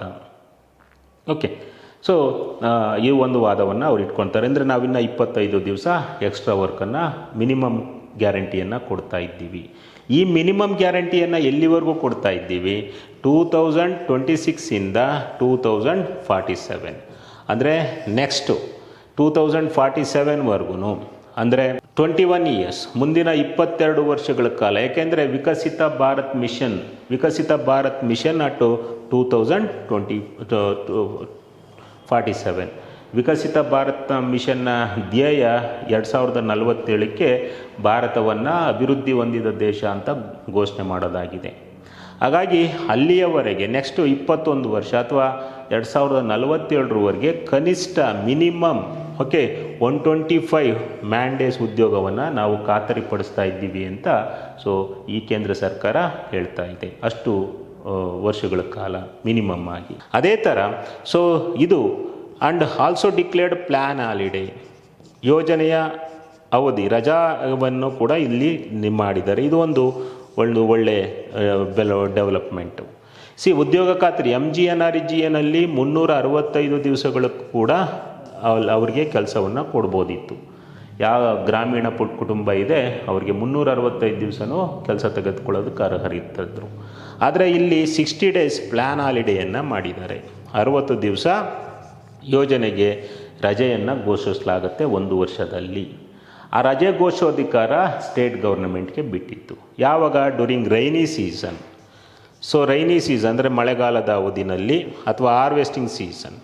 ಸೊ ಮುಂಗಾರು ಅಂತ ಏನು ಕರಿತೀವಿ, ಮುಂಗಾರು ಸಂದರ್ಭದಲ್ಲಿ ಏನು ಜೂನಿಂದ ಸೆಪ್ಟೆಂಬರ್ವರೆಗೂ ಮುಂಗಾರು ಇರುತ್ತೆ, ಆ ಟೈಮಲ್ಲಿ ಉದ್ಯೋಗ ಖಾತ್ರಿ ಅಥವಾ VBG ರಾಮ್ಜಿ ಬಿಲ್ ಅನುಷ್ಠಾನ ಆ ಯೋಜನೆ ಅನುಷ್ಠಾನ ಆಗೋದಿಲ್ಲ. ಅದು plan holiday.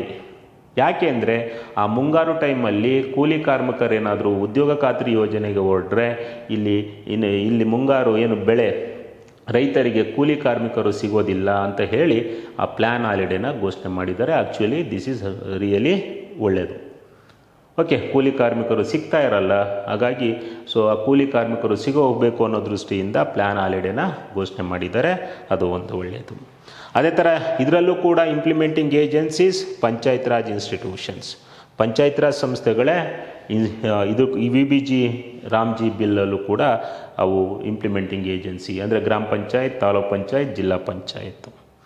Okay, next so this VBG Ramji bill focus on ಏನದ್ರ ಬಗ್ಗೆ ಫೋಕಸನ್ನು ಮಾಡುತ್ತೆ ಅಂತಂದರೆ so mainly focus on water security, ಅಂದರೆ ಗ್ರಾಮೀಣ ಭಾಗದಲ್ಲಿ ನೀರಿನ ಭದ್ರತೆಯನ್ನು ಒದಗಿಸೋದು. And to create rural infrastructure. So ಅಂದರೆ ಗ್ರಾಮೀಣ ಭಾಗದಲ್ಲಿ ಸೊ ಮೂಲಭೂತ ಸೌಕರ್ಯವನ್ನು ಒದಗಿಸೋದು. And to create livelihood related infrastructure. Livelihood ಜೀವನೋಪಾಯ, ಲೈವ್ಲಿಹುಡ್ ಅಂದರೆ ಅಜೀವಿಕ ಅಂತಂದರೆ NRLM ಅಂತ ಬರುತ್ತೆ. ಸ್ವಸಹಾಯ ಸಂಘಗಳು ಅವುಗಳನ್ನು ಪ್ರಮೋಟ್ ಮಾಡೋದು ಇದ್ರ ಉದ್ದೇಶ. ಲೈವ್ಲಿಹುಡ್ ಇನ್ಫ್ರಾಸ್ಟ್ರಕ್ಚರ್ ರಿಲೇಟೆಡ್, ಜೀವನೋಪಾಯಕ್ಕೆ ಸಂಬಂಧಪಟ್ಟಂಥ ಮೂಲಭೂತ ಸೌಕರ್ಯಗಳನ್ನು ಒದಗಿಸೋದು ಕೂಡ ಸೊ ಇದು VBG ರಾಮ್ಜಿ ಬಿಲ್ನ ಅಥವಾ ಆ್ಯಕ್ಟ್ನ ಉದ್ದೇಶ ಆಗಿದೆ. ಇವೆಲ್ಲ ಉದ್ದೇಶಗಳು ಆಗಿದ್ದಾವೆ. ಆ್ಯಂಡ್ ಇದರಲ್ಲಿ ಕನ್ವರ್ಜೆನ್ಸ್ ಕೂಡ ಇದೆ. ಕನ್ವರ್ಜೆನ್ಸ್ ಅಂದರೆ ಒಗ್ಗೂಡುವಿಕೆ. ಕನ್ವರ್ಜೆನ್ಸ್ ಅಂತಂದರೆ 2 ಪ್ರೋಗ್ರಾಮ್ನ ಒಗ್ಗೂಡಿಸಿದ್ದಾರೆ. ಒಂದು VBG ರಾಮ್ಜಿ ಈ ಒಂದು ಯೋಜನೆ, ಇದ್ರ ಜೊತೆಗೆ ಇನ್ನೊಂದು ಕಾರ್ಯಕ್ರಮವೂ ಕೂಡ ಅನುಷ್ಠಾನ ಆಗ್ತಾ ಇದೆ. ಅದನ್ನು ಪ್ರಧಾನಮಂತ್ರಿ ಗತಿಶಕ್ತಿ ನ್ಯಾಷನಲ್ ಮಾಸ್ಟರ್ ಪ್ಲ್ಯಾನ್, ಪ್ರಧಾನಮಂತ್ರಿ ಗತಿಶಕ್ತಿ ನ್ಯಾಷನಲ್ ಮಾಸ್ಟರ್ ಪ್ಲ್ಯಾನ್ ಅಂತ ಒಂದು ಬರುತ್ತೆ. ಆ ಪ್ಲ್ಯಾನನ್ನು ಕೂಡ ಸೊ ಇದ್ರ ಜೊತೆ ಕನ್ವರ್ಜೆನ್ಸ್ ಮಾಡಿ ಎರಡನ್ನೂ ಸೇರಿ ಸೊ ಅದನ್ನು ಇಂಪ್ಲಿಮೆಂಟ್ ಮಾಡ್ತಾ ಇದ್ದಾರೆ. ಇಂದಿನ MGNREGA ಕೂಡ ಕನ್ವರ್ಜೆನ್ಸ್ ಇತ್ತು, ಸ್ವಚ್ಛ ಭಾರತ್ ಮಿಷನ್ ಇತ್ತು, ಹೌಸಿಂಗ್ ಪ್ರೋಗ್ರಾಮ್ಸ್ ಇದ್ವು. ಓಕೆ, ಕನ್ವರ್ಜೆನ್ಸ್ ಮಾಡಿಕೊಂಡು ಅಮ್ಮ ಆದ್ಮಿ ಭೀಮಾ ಯೋಜನೆ ಕೂಡ ಕನ್ವರ್ಜೆನ್ಸ್ ಇತ್ತು. ಅದೇ ಥರ ಇದರಲ್ಲೂ ಕೂಡ VBG ರಾಮ್ಜಿ ಪ್ರಧಾನಮಂತ್ರಿ ಗತಿಶಕ್ತಿ ನ್ಯಾಷನಲ್ ಮಾಸ್ಟರ್ ಪ್ಲ್ಯಾನ್ 2 ಯೋಜನೆಗಳನ್ನು ಒಗ್ಗೂಡಿಸ್ಕೊಂಡು ಇಂಪ್ಲಿಮೆಂಟ್ ಮಾಡ್ತಾ ಇದ್ದಾರೆ. ಇನ್ನು ಬೇಗ MGNREGA ಮತ್ತು VBG ರಾಮ್ಜಿ ಬಿಲ್ ಎರಡನ್ನೂ ಕಂಪ್ಯಾರಿಸನ್ ಮಾಡೋದಾದರೆ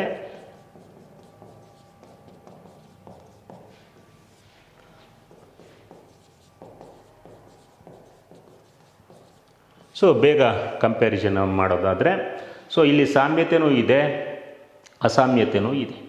ಸಿಮಿಲ್ಯಾರಿಟೀಸು ಮತ್ತು ಡಿಸಿಮಿಲ್ಯಾರಿಟೀಸ್ ಎರಡೂ ಇದ್ದಾವೆ. MGNREGA actually VBG Ramji bill is completely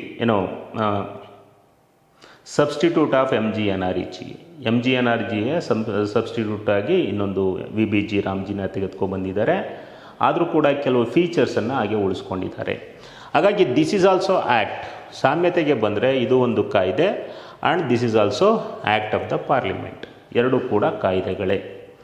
ಉದ್ದೇಶ ಏನು? Employment guarantee. MGNREGA ಉದ್ದೇಶ ಕೂಡ ಎಂಪ್ಲಾಯ್ಮೆಂಟ್ ಗ್ಯಾರಂಟಿ. ಎಷ್ಟು? Minimum 100 days. 100 ಮಾನವ ದಿನಗಳು ಅಂದರೆ 1 ವರ್ಷಕ್ಕೆ 100 ಮಾನವ ದಿನಗಳ ಉದ್ಯೋಗ ಒದಗಿಸೋದು ಅದರ ಉದ್ದೇಶ ಆಗಿತ್ತು. ಅಂದರೆ ಒಂದು ಕುಟುಂಬಕ್ಕೆ ಒಂದು 100 ಯಾರು ಉದ್ಯೋಗಕ್ಕೆ ಅರ್ಜಿಯನ್ನು ಹಾಕ್ತಾರೆ ಅವ್ರಿಗೆ 100 ದಿವಸಗಳ ಕೆಲಸ, ಅಂದರೆ ಒಬ್ಬ ವ್ಯಕ್ತಿಗಲ್ಲ, ಒಂದು ಕುಟುಂಬಕ್ಕೆ. ಇಲ್ಲೂ ಕೂಡ ಎಂಪ್ಲಾಯ್ಮೆಂಟ್ ಗ್ಯಾರಂಟಿ ಎಷ್ಟು? ಮಿನಿಮಮ್ 125 ಡೇಸ್, ಕನಿಷ್ಠ 125 ದಿನಗಳ ಉದ್ಯೋಗ ಕೊಡೋದು VBG ರಾಮ್ಜಿ ಬಿಲ್ನ ಉದ್ದೇಶ ಆಗಿದೆ. ಓಕೆ, ಎರಡರಲ್ಲೂ ಕೂಡ ಎಂಪ್ಲಾಯ್ಮೆಂಟ್ ಗ್ಯಾರಂಟಿ ಇದೆ, ಇಲ್ಲೂ ಕೂಡ ಎಂಪ್ಲಾಯ್ಮೆಂಟ್ ಗ್ಯಾರಂಟಿ ಇದೆ. ಇನ್ನು ಫಂಡ್ ಶೇರಿಂಗಿಗೆ ಬಂದರೆ, ಓಕೆ ಫಂಡ್ ಶೇರಿಂಗಿಗೆ ಬಂದರೆ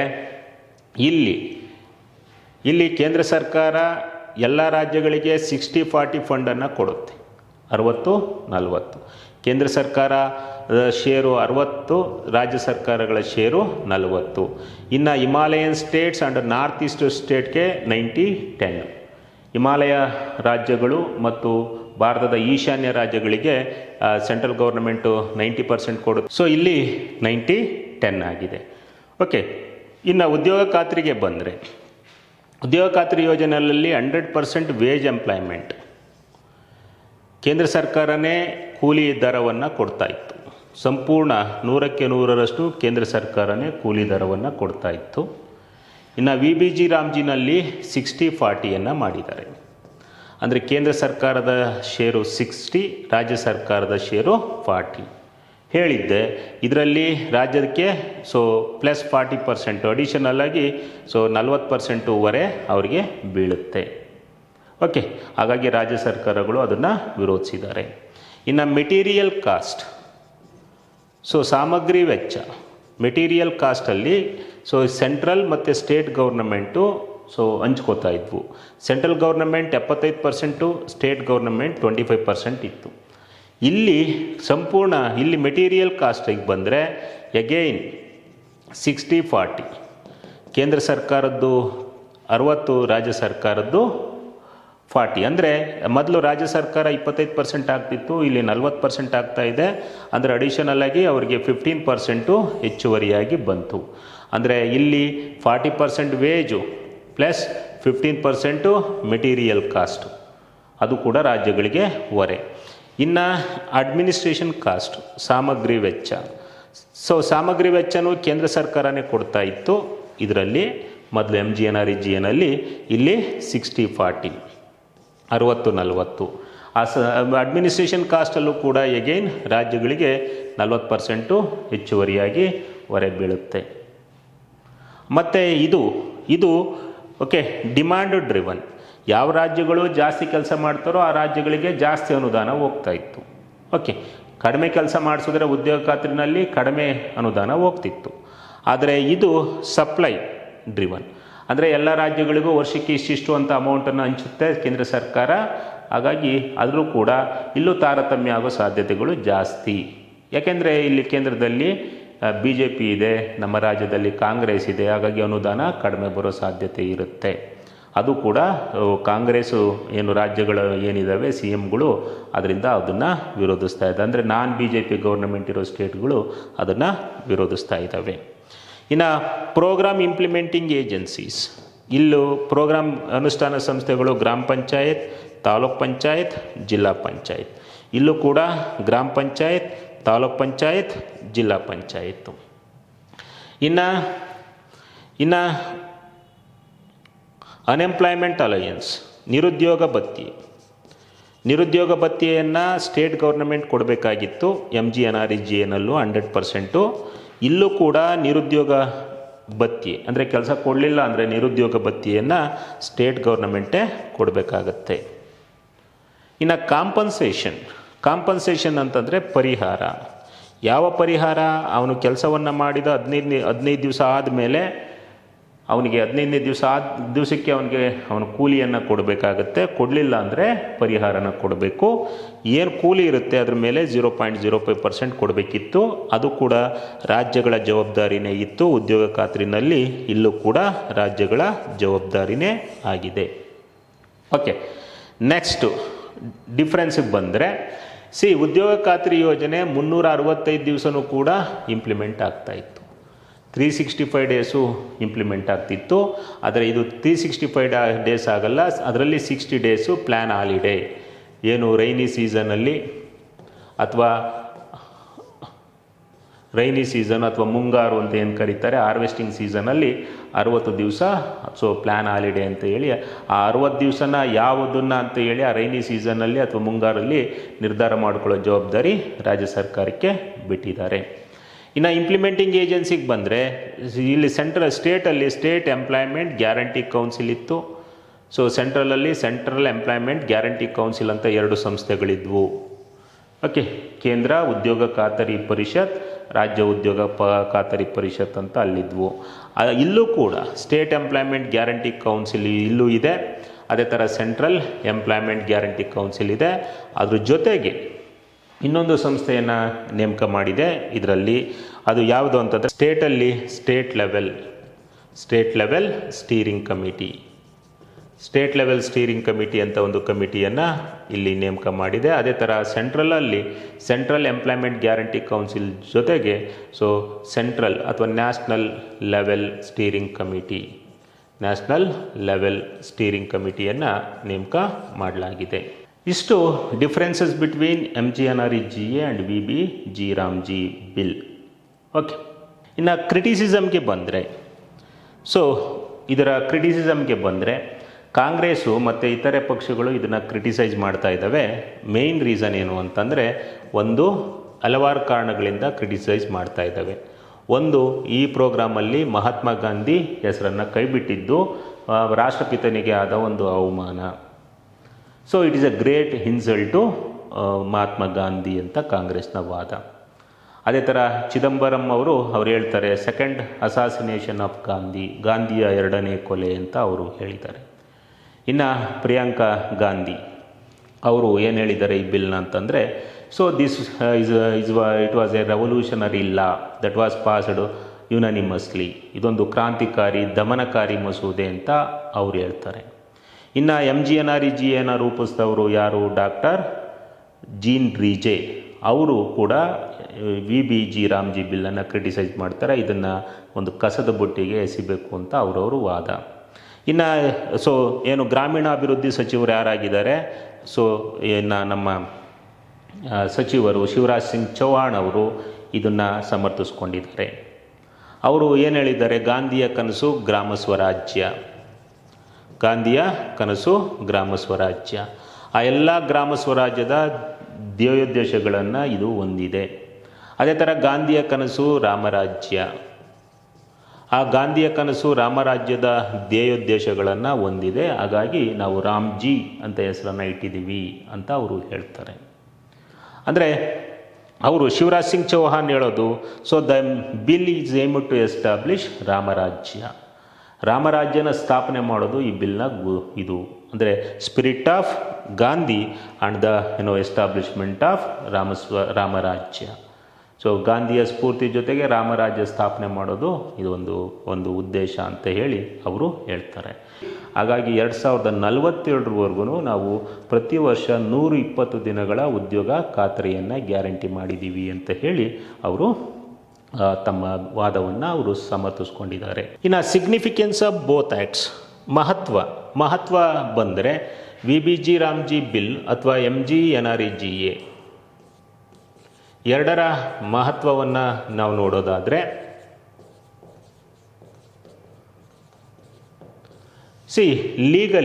ಲೀಗಲಿ ನಾವು ನೋಡೋದಾದರೆ ಬೋತ್ ಆ್ಯಕ್ಟ್ ಇದೆರಡೂ ಕೂಡ ಕಾಯ್ದೆಗಳೇ, ಯೋಜನೆಯಲ್ಲ ಕಾಯ್ದೆಗಳು. ಅಂದರೆ ಒಂದು ಆರ್ಡಿನರಿ ಬಿಲ್ಲನ್ನು ರಾಜ್ಯಸಭಾ ಲೋಕಸಭಾದಲ್ಲಿ ಇಟ್ಟು ಪಾಸ್ ಮಾಡಿ ಒಂದು ಆ್ಯಕ್ಟನ್ನು ಮಾಡಿದ್ದಾರೆ, 2 ಉದ್ಯೋಗವನ್ನು ಕೊಟ್ಟಿದ್ದಾವೆ. ಹಾಗಾಗಿ ಏನು ಆರ್ಟಿಕಲ್ 21 ರೈಟ್ ಟು ವರ್ಕ್ ಅನ್ನೋದು ಏನಿದೆ, ರೈಟ್ ಟು ವರ್ಕ್ ಅನ್ನೋದು ಎರಡರಲ್ಲೂ ಬಂದುಬಿಡುತ್ತೆ. ಉದ್ಯೋಗ ಖಾತ್ರಿನಲ್ಲೂ VBG ರಾಮ್ಜಿ ಬಿಲ್ಲಲ್ಲೂ ಕೂಡ ಏನು ರೈಟ್ ಟು ವರ್ಕ್, ಉದ್ಯೋಗದ ಹಕ್ಕು ಅಥವಾ ಕೆಲಸದ ಹಕ್ಕನ್ನು ಸಾಕಾರಗೊಳಿಸೋದಕ್ಕೆ 2 ಪೂರಕವಾಗಿದ್ದಾವೆ ಲೀಗಲಿ. ಹಾಗಾಗಿ 2 act of the parliament. Okay, ಇನ್ನು ಪೊಲಿಟಿಕಲಿ ರಾಜಕೀಯವಾಗಿ ನಾವು ನೋಡೋದಾದರೆ ಅದು ಆ್ಯಕ್ಟ್ ಆಗುತ್ತೆ. Implementing agencies panchayat Raj institutions. ಎಲ್ಲಿ ಯೋಜನೆಯನ್ನು ಕ್ರಿಯಾ ಯೋಜನೆಯನ್ನು ಎಲ್ಲಿ ಮಾಡ್ತಾರೆ? ಗ್ರಾಮ ಸಭೆಯಲ್ಲಿ ಮಾಡ್ತಾರೆ. ಗ್ರಾಮ ಸಭೆ ಅಂದರೆ ಗ್ರಾಮ ಪಂಚಾಯಿತಿಯ ಮತದಾರರು ಗ್ರಾಮ ಸಭೆಯ ಸದಸ್ಯರಾಗಿರ್ತಾರೆ. ಅವರು ಯೋಜನೆಯನ್ನು ಮಾಡೋದ್ರಿಂದ ಅದು ಪೊಲಿಟಿಕಲಿ ಏನಾಗುತ್ತೆ, ಒಂಥರ ಸೋಷಿಯಲ್ ಜಸ್ಟಿಸ್, ಸಾಮಾಜಿಕ ನ್ಯಾಯನ ಅದು ಒಳಗೊಂಡಿದೆ. Good example for direct democracy, ನೇರ ಪ್ರಜಾಪ್ರಭುತ್ವಕ್ಕೆ ಒಂದು ಉದಾಹರಣೆ ಅಂತ ಕೂಡ ಅಲ್ಲಿ ಹೇಳ್ತಾರೆ. ಆಮೇಲೆ ಆರ್ಟಿಕಲ್ 21 ಏನು ರೈಟ್ ಟು ವರ್ಕ್ ಅದನ್ನು ಸಾಕಾರಗೊಳಿಸಿದೆ ಅಂತ ಹೇಳ್ತಾರೆ. ಆ ದೃಷ್ಟಿಯಿಂದ ಕೂಡ ಇದು ರಾಜಕೀಯವಾಗಿ ಮಹತ್ವ ಪಡೆದಿದೆ. ಇನ್ನು ಸೋಷಿಯಲಿ ಎರಡೂ ನಾವು ಸಾಮಾಜಿಕವಾಗಿ ನೋಡೋದಾದರೆ ಗ್ರಾಮೀಣ ಭಾಗದ ಜನರಿಗೆ 125 ದಿವಸ ಕನಿಷ್ಠ ಉದ್ಯೋಗ ಗ್ಯಾರಂಟಿಯನ್ನು ಖಾತರಿಪಡಿಸುತ್ತೆ. ಅವರಿಗೆ ಸೋಷಿಯಲ್ ಸೆಕ್ಯೂರಿಟಿ, ಸಾಮಾಜಿಕ ರಕ್ಷಣೆಯನ್ನು, ಎಕನಾಮಿಕ್ ಸೆಕ್ಯೂರಿಟಿ, ಆರ್ಥಿಕ ರಕ್ಷಣೆಯನ್ನು ಅದು ಒದಗಿಸುತ್ತೆ. ಇನ್ನು ಆದ್ಯತೆಯನ್ನು, ಪ್ರಿಯಾರಿಟಿಯನ್ನು ಯಾರಿಗೆ ಕೊಡುತ್ತೆ? ಮಹಿಳೆಯರಿಗೆ, SC ST, ಅದೇ ಥರ ಡಿಸೇಬಲ್ಡ್ ಅಂಗವಿಕಲರಿಗೆ, ಅದೇ ಥರ ಹಿರಿಯ ನಾಗರಿಕರು. ಹಿರಿಯ ನಾಗರಿಕರಿಗೆ 60 ವರ್ಷ ಮೇಲ್ಪಟ್ಟ ಹಿರಿಯ ನಾಗರಿಕರು, ಸೀನಿಯರ್ ಸಿಟಿಸನ್ ಅಂತ ಏನು ಕರೀತಾರೆ, ಇವರೆಲ್ಲರಿಗೂ ಕೂಡ ಎರಡರಲ್ಲೂ ಕೂಡ ಅವಕಾಶ ಇದೆ. ಹಾಗಾಗಿ ಸಾಮಾಜಿಕವಾಗಿ ಅದು ಮಹತ್ವ ಪಡೆದಿದೆ. ಇನ್ನೊಂದು ಏನಪ್ಪ ಅಂತಂದರೆ ಸೋಷಿಯಲ್ ಆಡಿಟ್, ಸಾಮಾಜಿಕ ಪರಿಶೋಧನೆ. ಯಾರು ಕೆಲಸವನ್ನು ಮಾಡಿರ್ತಾರೆ ಆ ಗ್ರಾಮ ಪಂಚಾಯಿತಿಯ ಜನನೇ ಅವರ ವರ್ಕ್ಗಳನ್ನು ಆಡಿಟ್ ಮಾಡೋದ್ರಿಂದ ಸೋಷಿಯಲ್ ಆಡಿಟ್ ಅನ್ನೋದು ಕೂಡ ಇಲ್ಲಿ ಬರುತ್ತೆ. ಅದು ಒಂದು ವೈಶಿಷ್ಟ್ಯ ಅಂತ ಕೂಡ ಹೇಳ್ಬೋದು. ನೆಕ್ಸ್ಟು ಸೋಷಿಯಲ್ ಆಡಿಟ್ ಆದಮೇಲೆ ಎಕನಾಮಿಕಲಿ, ಆರ್ಥಿಕವಾಗಿ ನಾವು ನೋಡೋದಾದರೆ 125 ದಿವಸಗಳ ಉದ್ಯೋಗವನ್ನು ಕೊಡುತ್ತೆ. And creation of rural assets. ಗ್ರಾಮೀಣ ಭಾಗದಲ್ಲಿ ಉದ್ಯೋಗ ನೀಡೋದ್ರ ಜೊತೆಗೆ ಸ್ವತ್ತುಗಳ ನಿರ್ಮಾಣ, ಗ್ರಾಮೀಣ ವಲಸೆಯನ್ನು ತಡೆಯುವಂಥದ್ದು, ಇವೆಲ್ಲ ಅದರ ಒಂದು ರೂರಲ್ ಮೈಗ್ರೇಷನನ್ನು ಚೆಕ್ ಮಾಡುವಂಥದ್ದು, ತಡೆಯುವಂಥದ್ದು ಎಲ್ಲ ಉದ್ದೇಶ ಆಗಿರುತ್ತೆ. ಇವೆಲ್ಲ ಎಕನಾಮಿಕಲಿ ಮಹತ್ವವನ್ನು ಪಡೀತವೆ. ಇಷ್ಟು MGNREGA ಮತ್ತು ಏನು ಪ್ರಸ್ತುತ ಇಟ್ಟಿದ್ದಾರೆ ಬಿಲ್ಲು, VBG ರಾಮ್ಜಿ ಬಿಲ್ನ ಎರಡರ ಒಂದು ಲಕ್ಷಣಗಳು, ಕಂಪ್ಯಾರಿಷನ್ನು. ಇದೇ ಥರ ಮುಂದೆ ಹಲವಾರು ವಿಡಿಯೋಗಳ ಮೂಲಕ ನಿಮ್ಮ ಮುಂದೆ ಬರ್ತೀನಿ. ನಮ್ಮ ವಿಡಿಯೋಗಳು ನಿಮಗೆ ಇಷ್ಟ ಆದಲ್ಲಿ ನಮ್ಮ ಚಾನಲನ್ನು ಸಬ್ಸ್ಕ್ರೈಬ್ ಮಾಡಿ, ನಿಮ್ಮ ಫ್ರೆಂಡ್ಸ್ಗೂ ಶೇರ್ ಮಾಡಿ. Thank you.